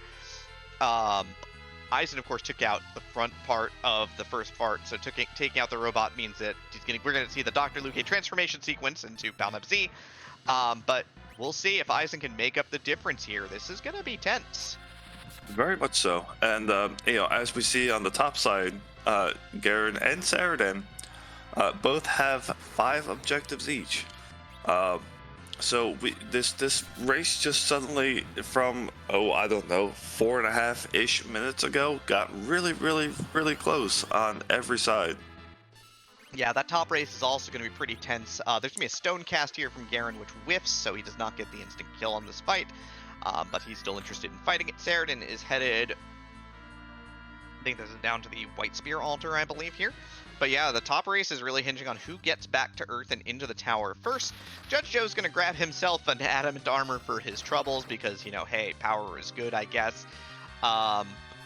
He's just like, man, I got to stop at Zot, but first, let me get overgeared a little bit, maybe get some agility back on this party. He's not going to take the Cecil. He didn't get it in time. His party is really leveled up. You could theoretically take a level 1 Crystal Sword Cecil, strap a Zeus Gauntlet and Adamant Armor to him and be just fine. Yeah. But probably not going to do that. No, not so much. When you're this well leveled and pretty well geared, because, Zeus Gauntlet, Masamune, the Forge item, and just honestly levels on Yang, you're just gonna go. Yep, big thing here. Top race, Garen through with the Masamune altar, or the Masamune altar. We've got Saradin here at the White Spear altar. This was the Magus Sisters, which some Zerking and Mage Knives, Mute Knights and Rune Axes will rule against. Garen is gonna drop a save. 1 boss fight left for Aizen, 2 boss fights left for Judge Joe.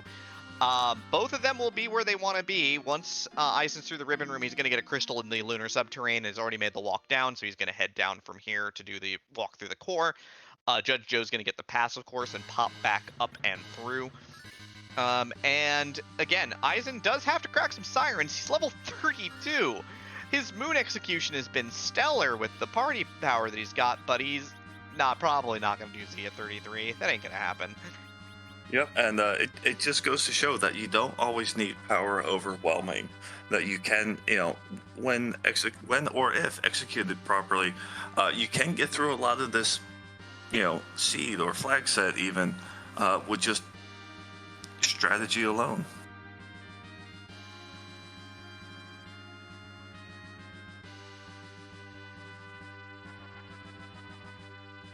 Yep, I'm gonna drop a quake on this. Just gonna drop a quake on this buy again here. So through the first boss, got a little bit of cutscene. So we've got 3 hourglasses here for Aizen. He's got 10 key items. Does he have 10 key items? 2, 5, 6, 8, 10. Perfect, right on the money. Right, you got the spoon for his 10th.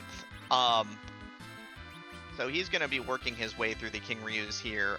He doesn't have telecasting weak, and that looks like that's the intended strategy here.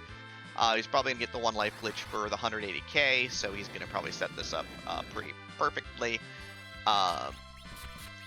Again, we'll see how many fights he takes, because that's really what it's going to come down to. Goodness me. Dark Imps, Saradin, going to lock them down. Garen back to the whale. decidedly, this might be a patch up before going down to the Murasame altar, because that is still on deck. Judge Joe not interested in characters or friends or the power of anything at this point in time. He's just gonna drop the two characters like rocks, and head on into this second fight. It's Dark Elf. You know what Dark Elf is weak to? Extreme amounts of attackers. Yep. I mean, nothing can save a boss at that spot from just sheer amounts of, power. Yeah, beatdown complete. Dragoon Spear does 6,000 damage. Thanks for playing. It's been a pleasure and a joy. Judge Joe is done with objectives at this point. Aizen is here. Aizen still needs to do the last boss, which we know is Asura at the Ribbon Altar. We know he's going to get 200,000 experience points, and I think he's banking on that being enough at this point, because he is done with Sirens. He's just like, we're going. Yep. I mean, you get maybe a key item, maybe just, some type of tier 7 or higher, well, tier 6 or higher item. Maybe, just something, anything that'll help out your party here, plus the experience, and then just kind of go, go, go.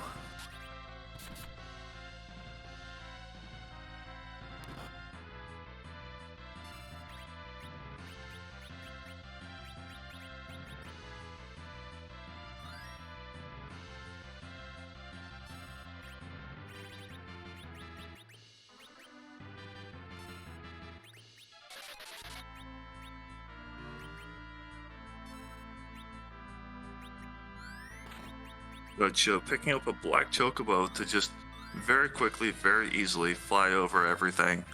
And actually, I think the black chocobo is a bit faster than the Falcon. Or not the Falcon, the Enterprise. Throwing that adamant armor onto Kane, getting his party all set and ready to go for what is going to be the last fight against the BBEG, the big bad evil guy. Garen picking up a tower key from that Murasame spot. Aizen Tayama going up against the Masamune Asura. Taking a little bit more time against her, but that is a-okay.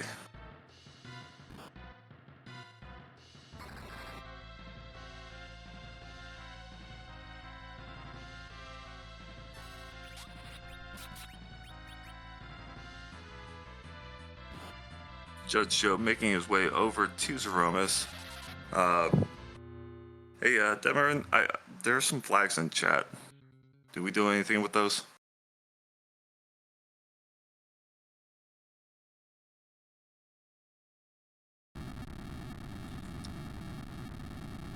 Well, it seems like we don't do anything with that. Alright, folks, we go to bed. That's it.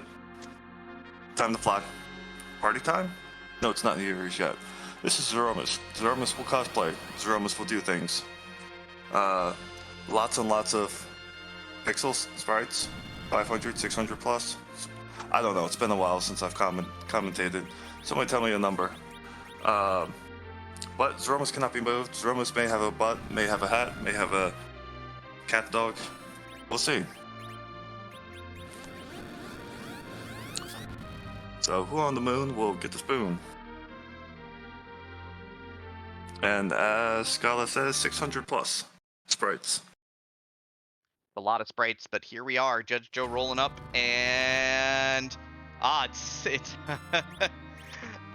it's from that classic where they play the song, Battle with Culex that we have in this game.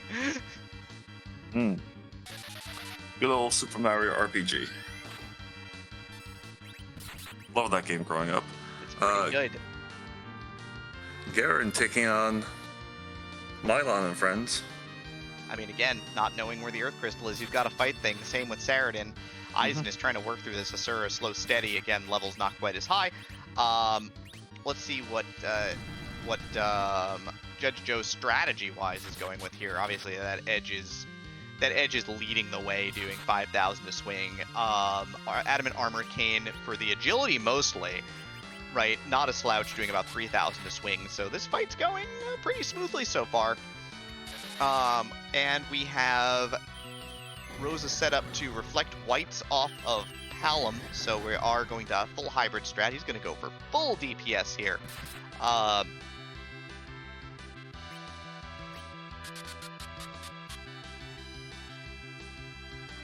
Yep, and I don't think that we see more than one Big Bang on Judge Joe's Zeroma's fight. Probably not.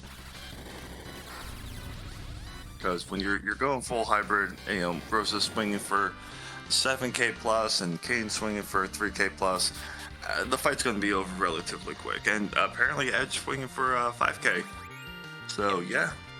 Aizen has Crystal in hand, and I think he is deciding to... he's going to pop another Siren here. I don't think he feels comfy with his levels yet. So he's going to Siren it up again.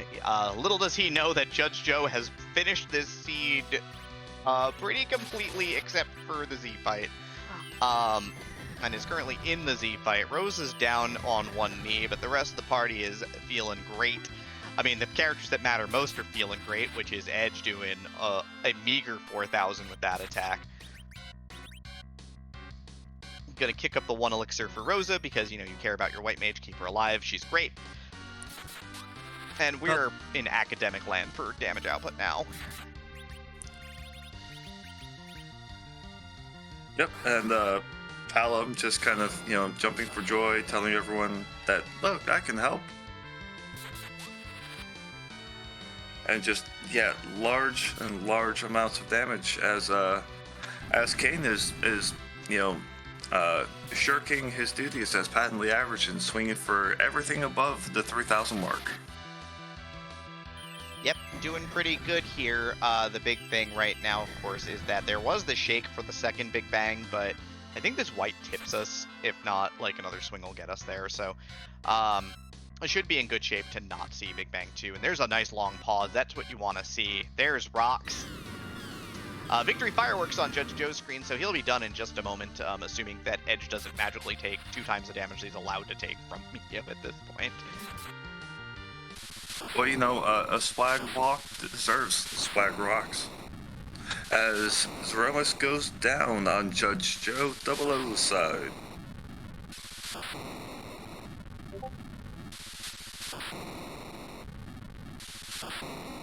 And I think that is an official time of 1 hour, 35 minutes, and 53 seconds. For basically full clearing, that's blistering. What a run. That is a ding in our ears. Well, Judge Joe, congratulations on your win. An absolutely surgical performance from start to finish. How do you feel about that one? Pretty solid. It's always good when you 27 out of 28 get that pretty much full clear in under 140 in that 130 range.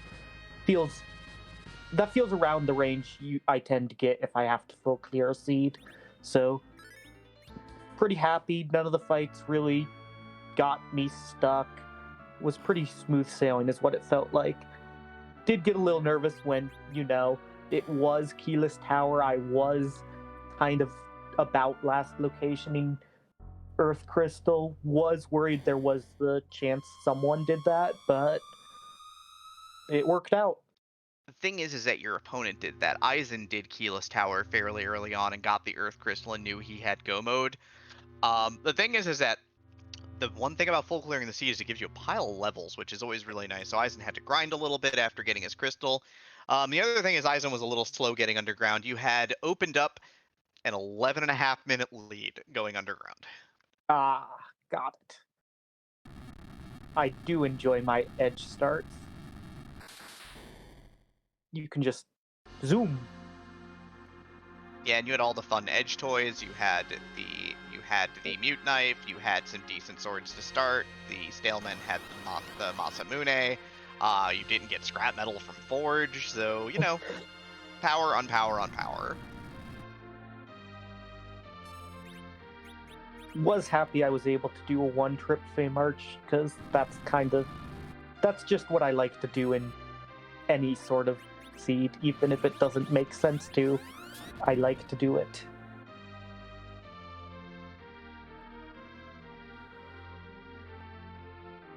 Yeah, and was there at any point the thought to go up giant just for item or character or anything? I considered boss checks, but one, there was those 2 moon objectives. I only needed that earth crystal, so I stuck around on the moon for a bit after I didn't get it from the objectives. I considered face checking, but well, the bosses just did kind of die, so it was fine. It was a good grind, because there could have been sirens in the moon shop. I didn't check. I didn't necessarily care. I was just happy to get my levels, and then, well, there wasn't many checks left, so Earth Crystal had to be somewhere, which meant hunting for the gauntlet on the giant was not in play today.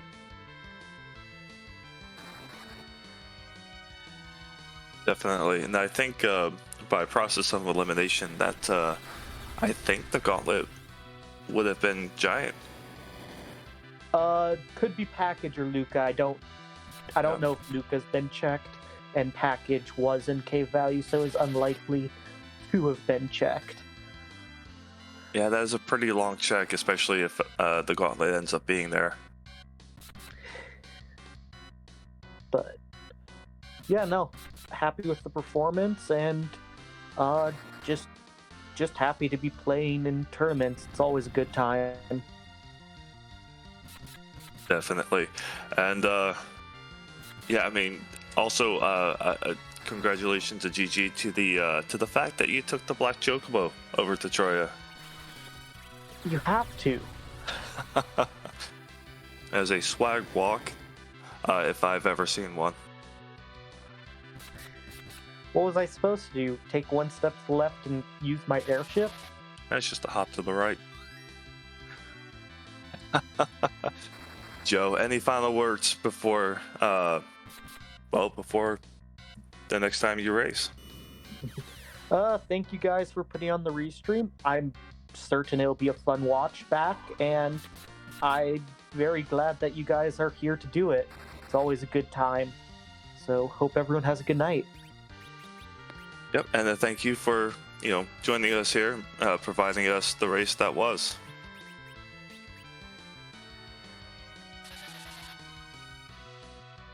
That was Judge Joe 00, our first place runner on stream. We see Aizen Tayama in his Zeroma's fight. Got some decent levels now, and I haven't been watching the damage output, but that is gonna hurt, especially with Cecil only doing a few hundred damage a pop.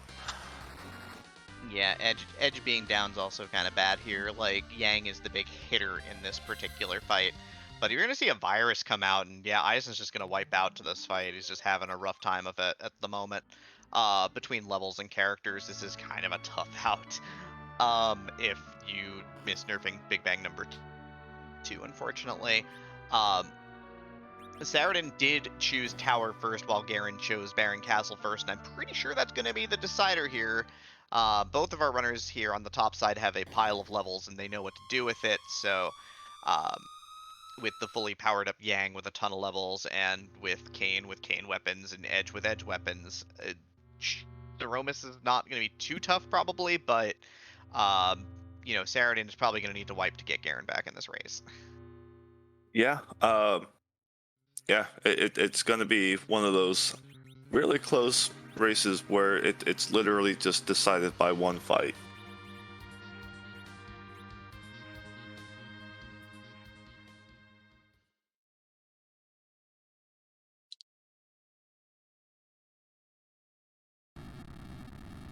Garen picking up his magma key, saying that it's not quite the earth crystal that he's looking for.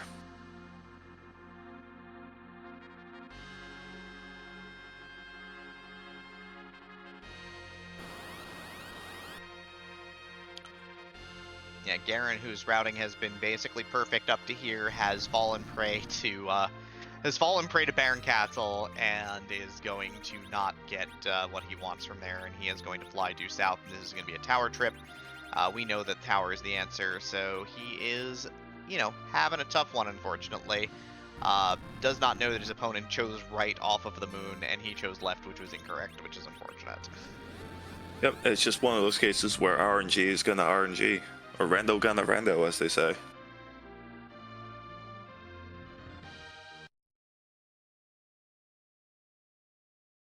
Does rando though? You know, can you not, through the skill of your own play, break the chains of fate?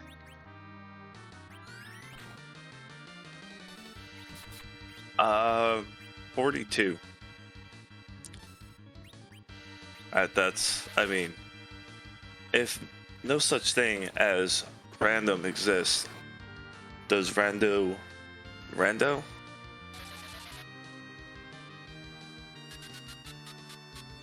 That's just the question. And over here on Free Enterprise, we ask the hard questions. Well, Garen is in the tower now, so he's going to wrap up the first fight with a flame cast, and he's going to go and head on to the top. Unless he decides to check this first and then go back in, which would be a little unfortunate. Saradin, Pass going to be in hand, and then Crystal going to be in hand, and so he is going to be finishing up here. I think the big thing, Garen did a great job of kind of closing the gap, but again, it's going to come down to one choice, and that's kind of how it goes sometimes. Yep. You know, you can run a very efficient seed, and just, you know, think that you're doing everything perfectly, and just that one check can be a deciding factor.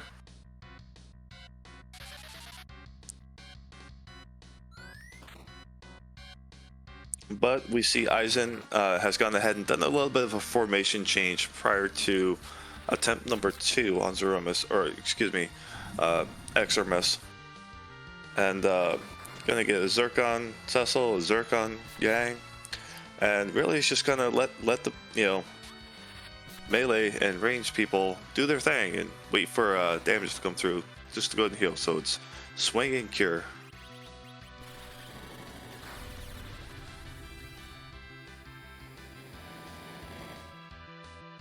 Meanwhile, Garen is going ahead and attempting that Wyvern with Saradin on his way up to Zeromus.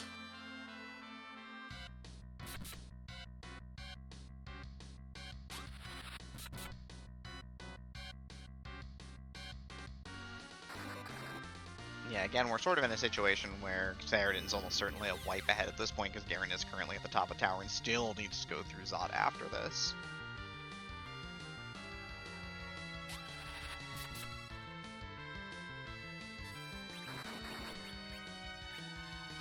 Although we do see Palom get nuked, so that's always nice to see. Yep, if you're choosing to reflect spells, nuke is a pretty good one. Yep, if you want to do either hybrid strats or just full on reflect, nuke is definitely a spell you want.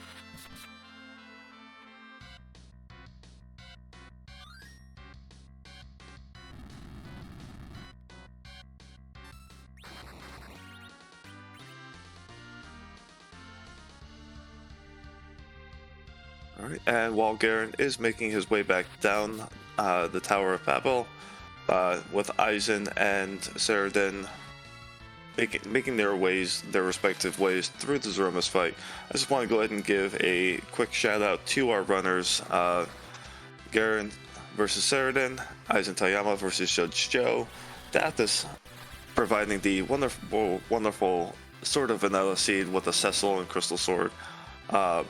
And then also our multiple folks pushing buttons, making sure that all the buttons light up on the back end.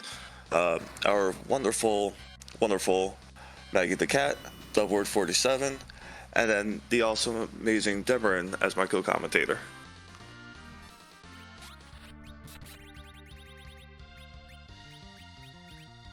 Oh yeah, so Saradin is here. Aizen's here right now with just Tella dead, so he's not too concerned about that. Right, gonna get the Cure 4 up here. He's pure Zirkin, so he's just gonna be hammering away now. I think the big thing is that Runex Cecil is not the most impressive character in the game, but at least this time he's pushed through to the second phase just using a single white mage. single white mage plus Bacchus strats here. So Yep. Because even though Rune Accessal isn't the strongest, you still have Edge and Yang and Bacchus Wines. Because Swing and Burr make things go dead. I mean, you know, it's one of the primary strats for a reason, right? I mean, it's more straightforward. You get Cecil cover through the mid game. Berserk is fast. You know, you don't have to worry about like tricky setups for fights or anything. You just lay down the damage and just get through fights. Garen, of course, is going to be trying to lay down some damage in a hurry here. Eisen, though, second time is the charm here. He's going to get some victory fireworks, and assuming that his team doesn't take 3 times the amount of damage they're allowed to take from a Meteor cast, they will be fine and will be through this fight. You know, those seeing that you know, when you've had a wipe or two to Zeramis, seeing that Meteo is, as the kids say, pretty neatio. That was okay. I think I'm fine with that. Yeah, you know, I'll let it pass. I'm a little tired. It's been a long week. It's Friday. And, you know, to everybody out there on the Great White Internet, I'm glad that you're spending your Friday night here with us on Free Enterprise to watch these races here. Eisen Tayama is through and done, so GG's to him. Let's get an official time. It's 1 hour, 49 minutes, and 54 seconds. We're getting the update that it is actually sleepy bedtime for Eisen. So GG's to him. He will not be joining us this fine evening, but get some rest, friend. It's always a pleasure seeing you race. It's been a long time. Nicely done.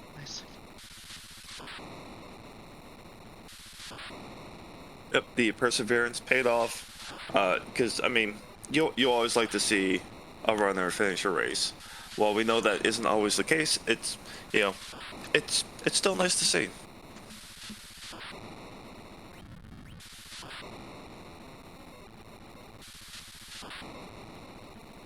Yep, Saradin is set up here. The big thing is his Rose is dead. Oh no, I kind of missed what was going on over there while Eisen was wrapping up. The trouble spot here is his Rose is dead. He's got no white mage for the moment, and so his party's attack power is, you know, doing its thing. His three fine gentlemen are berserked right now, and I mean, okay, Yang is about to be not berserked because he's about to get microwave pretty hard. He survived it. Okay, so we've got Edge not zerked off of a black hole, so he's fine to sort of reload here a little bit. Gonna rewind the two, Edge and Yang right now, or the Yang and Kane right now, and Edge was on momentary chemistry duty to get Rosa back. Nice thing about Cure 4 as opposed to Cure 3 is it does have 0 cast delay as opposed to the 1 cast delay on Cure 3. So it does add a lot of safety, thankfully. So going to get this Cure 4 off before anything bad happens, which is going to get his team back to, with the kid dead, of course, it's going to, yeah, get everybody back to full Hale and Hardy here, which is really where you want to be. Except for Yang. Yang's got like 4,000 hit points, though. Yep, and Saradin, very beautiful timing on the Cure 4 because that Meteo is going to knock him down, but not out. Meanwhile, Garen is just through that Zot fight, picking up his pass. And down goes Ramis on Saradin's side. GG's to Saradin with an official time of 1 hour, 52 minutes, and 15 seconds. GG's.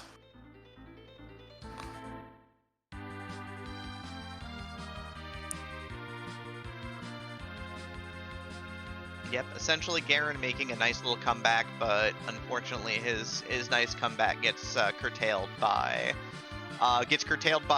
going in the wrong direction back on Earth, so Garen is not going to make the comeback, unfortunately. But sounds like we're joined by Saradin. GG Saradin, you also picked up the W to join Judge Joe, so 2 wins for your side this fine evening. How are you feeling about it?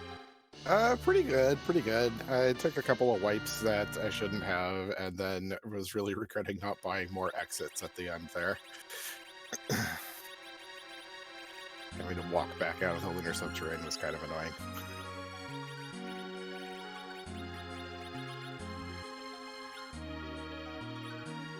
I mean, preparation's hard sometimes. what was one sort of how do I say? In your opinion, or from your perspective, what was your biggest hurdle in this run? I don't know, really. Edge starts make it kind of easier in the early game. Did have to go down that hook route, and I was a little bit regretting. I saw the Ice Brand sword back in, I think, Fabul, and was really considering buying it there for Kane in case I had to go through Ruby, and that fight took a lot longer than it needed to. Yeah, it's seeing Ruby on that hook route definitely. It's not most favorable. Could be worse. But you know, it's seeing that Miss Dragon in the slot 1. I imagine for you was a pretty nice surprise. Yeah, it was kind of a bonus there. Didn't end up going back to check that out for a while. It turned out to not be. I forget what was actually there. Was it Baron Key? For Miss Turn-In was the other half of Forge. Oh, right. Which, I mean, you got to do the hook route anyway. Might as well turn it in. Hey, look, objective. Mm-hmm.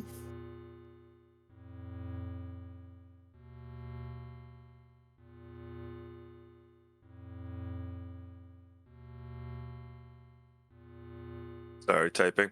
Deborah, did you have any questions? Not really. I mean, 2 wins though today, Saradin, so there is that. Have the 2 of you been practicing together? Has the team been getting together and playing together? Has this been more of an individual run for each of you? We've been sharing seeds in the team channel and all. A bunch of us have been doing them and sharing thoughts on them. Not really analyzing them as a group at once, but kind of dropping in our thoughts when we get a chance to run things. That's pretty cool. Also been talking strategies for a bit. I know Mr. JRPG was asking about D-Machine Grind, when to do it, how to do it, and then we talked about that one for a bit, and he actually got to put it into practice in his next race. So that was kind of cool to see. Very cool.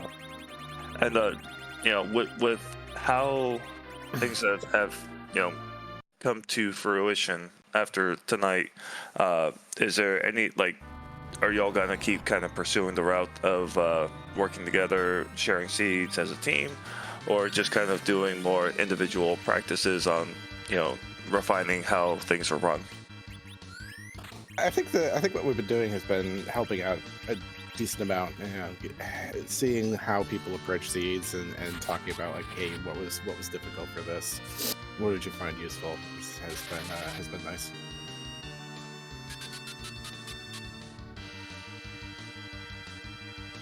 Agreed, and it is a team league, and hearing that there's so much team building and camaraderie, it's kind of especially nice to hear about.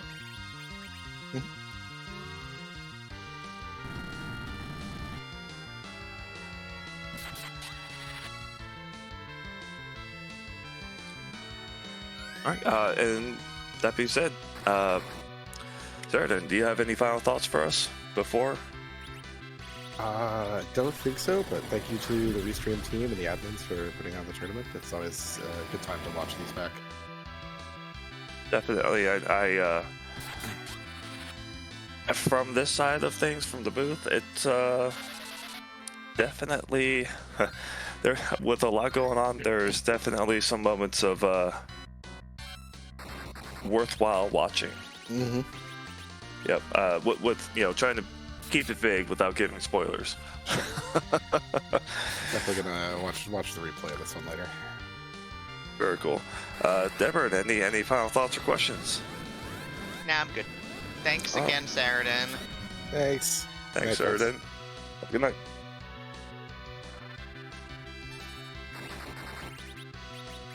Garen is past the setup phase of this Romus fight. It looks like he's got his Zerkers up. He's got Rosa doing work right now, so I think he's in good shape. Nothing looks out of sorts, and everyone's got a big pile of hit points going into Big Bang 2.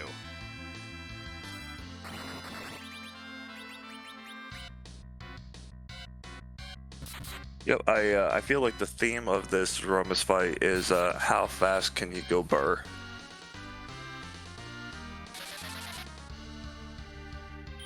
I mean, you get very used to like these sort of double hybrid strats. So with the white mage, black mage, just turn into casters once your fighters are reserved up, so that you can try and shove the fight through to phase 2 as fast as possible. Because you get a full set of free turns. Normally more important when you're like cursed ringed or anchored up properly like that. But you know, it's gonna be like a bunch of free edge swings, which is great, and so you're always happy to see that. And edge being really fast actually is kind of nice for your anchoring overall, because if you did get the adamant armor and put it on another character, that character is also gonna be pretty fast. Yep. Or you know, you can just kind of shake up the can of dice and roll with it as Edge becomes the speediest boy ever.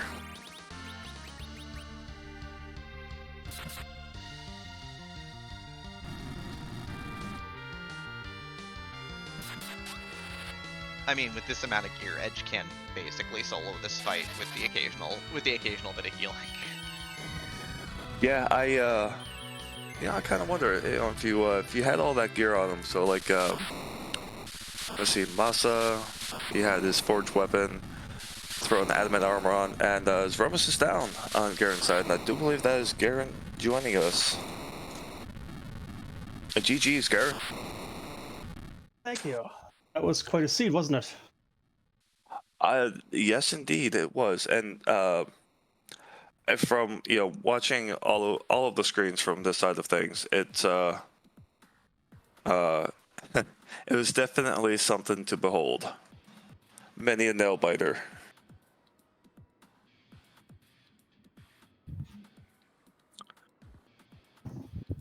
So I gotta ask, at what point?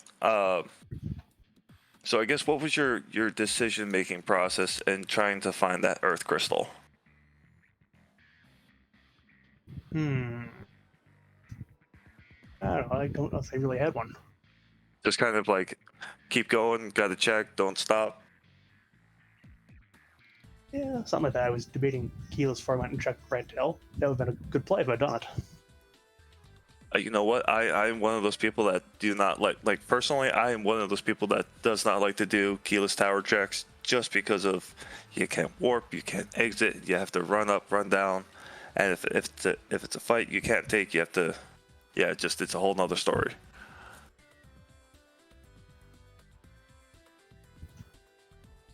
But how did you feel about the seed overall? Well, it went true to what I said at the beginning. No curse rings and no mirror zombies are going to be available to slow Edge down, so just go all out with agility. Yep, and the Forge definitely wanted you to go a little bit faster, it seemed. Yeah, the agility wasn't too bad towards the end of the game. Some of the earlier game in the middle was a little bit tougher, but yeah, what are you going to do? Just keep going, go burr, and take down Romus as fast as you can.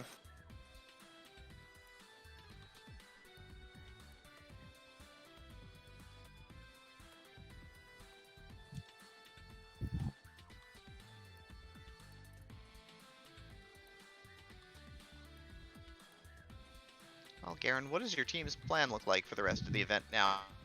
A couple weeks left to go. Tough one tonight, but still a couple weeks to go to pick up a couple more wins along the way. Yeah, well, I mean, it's still possible to win, 2 more times, get to 6-2, and see how that goes. I'm off next week, so one more time to go.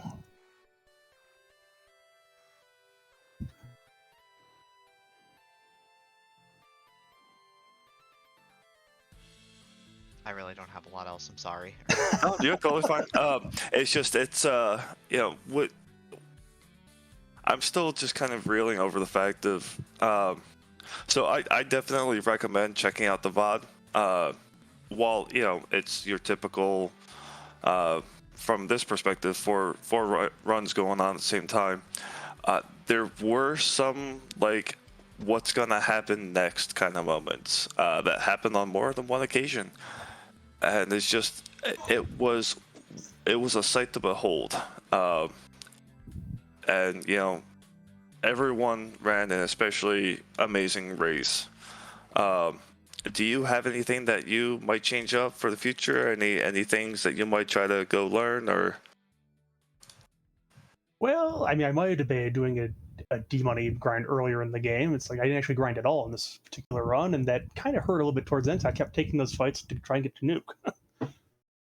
Yep, and we saw Palom slinging those nukes for quad 9, so definitely paid off.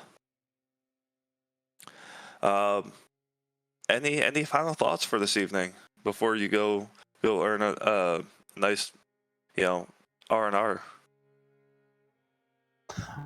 Not really. I mean, thank you guys for doing the commentary and for doing the restream, and it's always fun. And I'll go back and watch it, and it should be entertaining. Well, like I mentioned, definitely there are more than one occasion where it's a sight to behold. Yeah, I'm sure that you had to question my early decision to keep going after that one trap chest, huh? I mean, it paid off, didn't it? It did make the early game a lot faster. All right, well, Garen, GG's to you. Thank you for your race this evening. Go put up your feet. You earned it.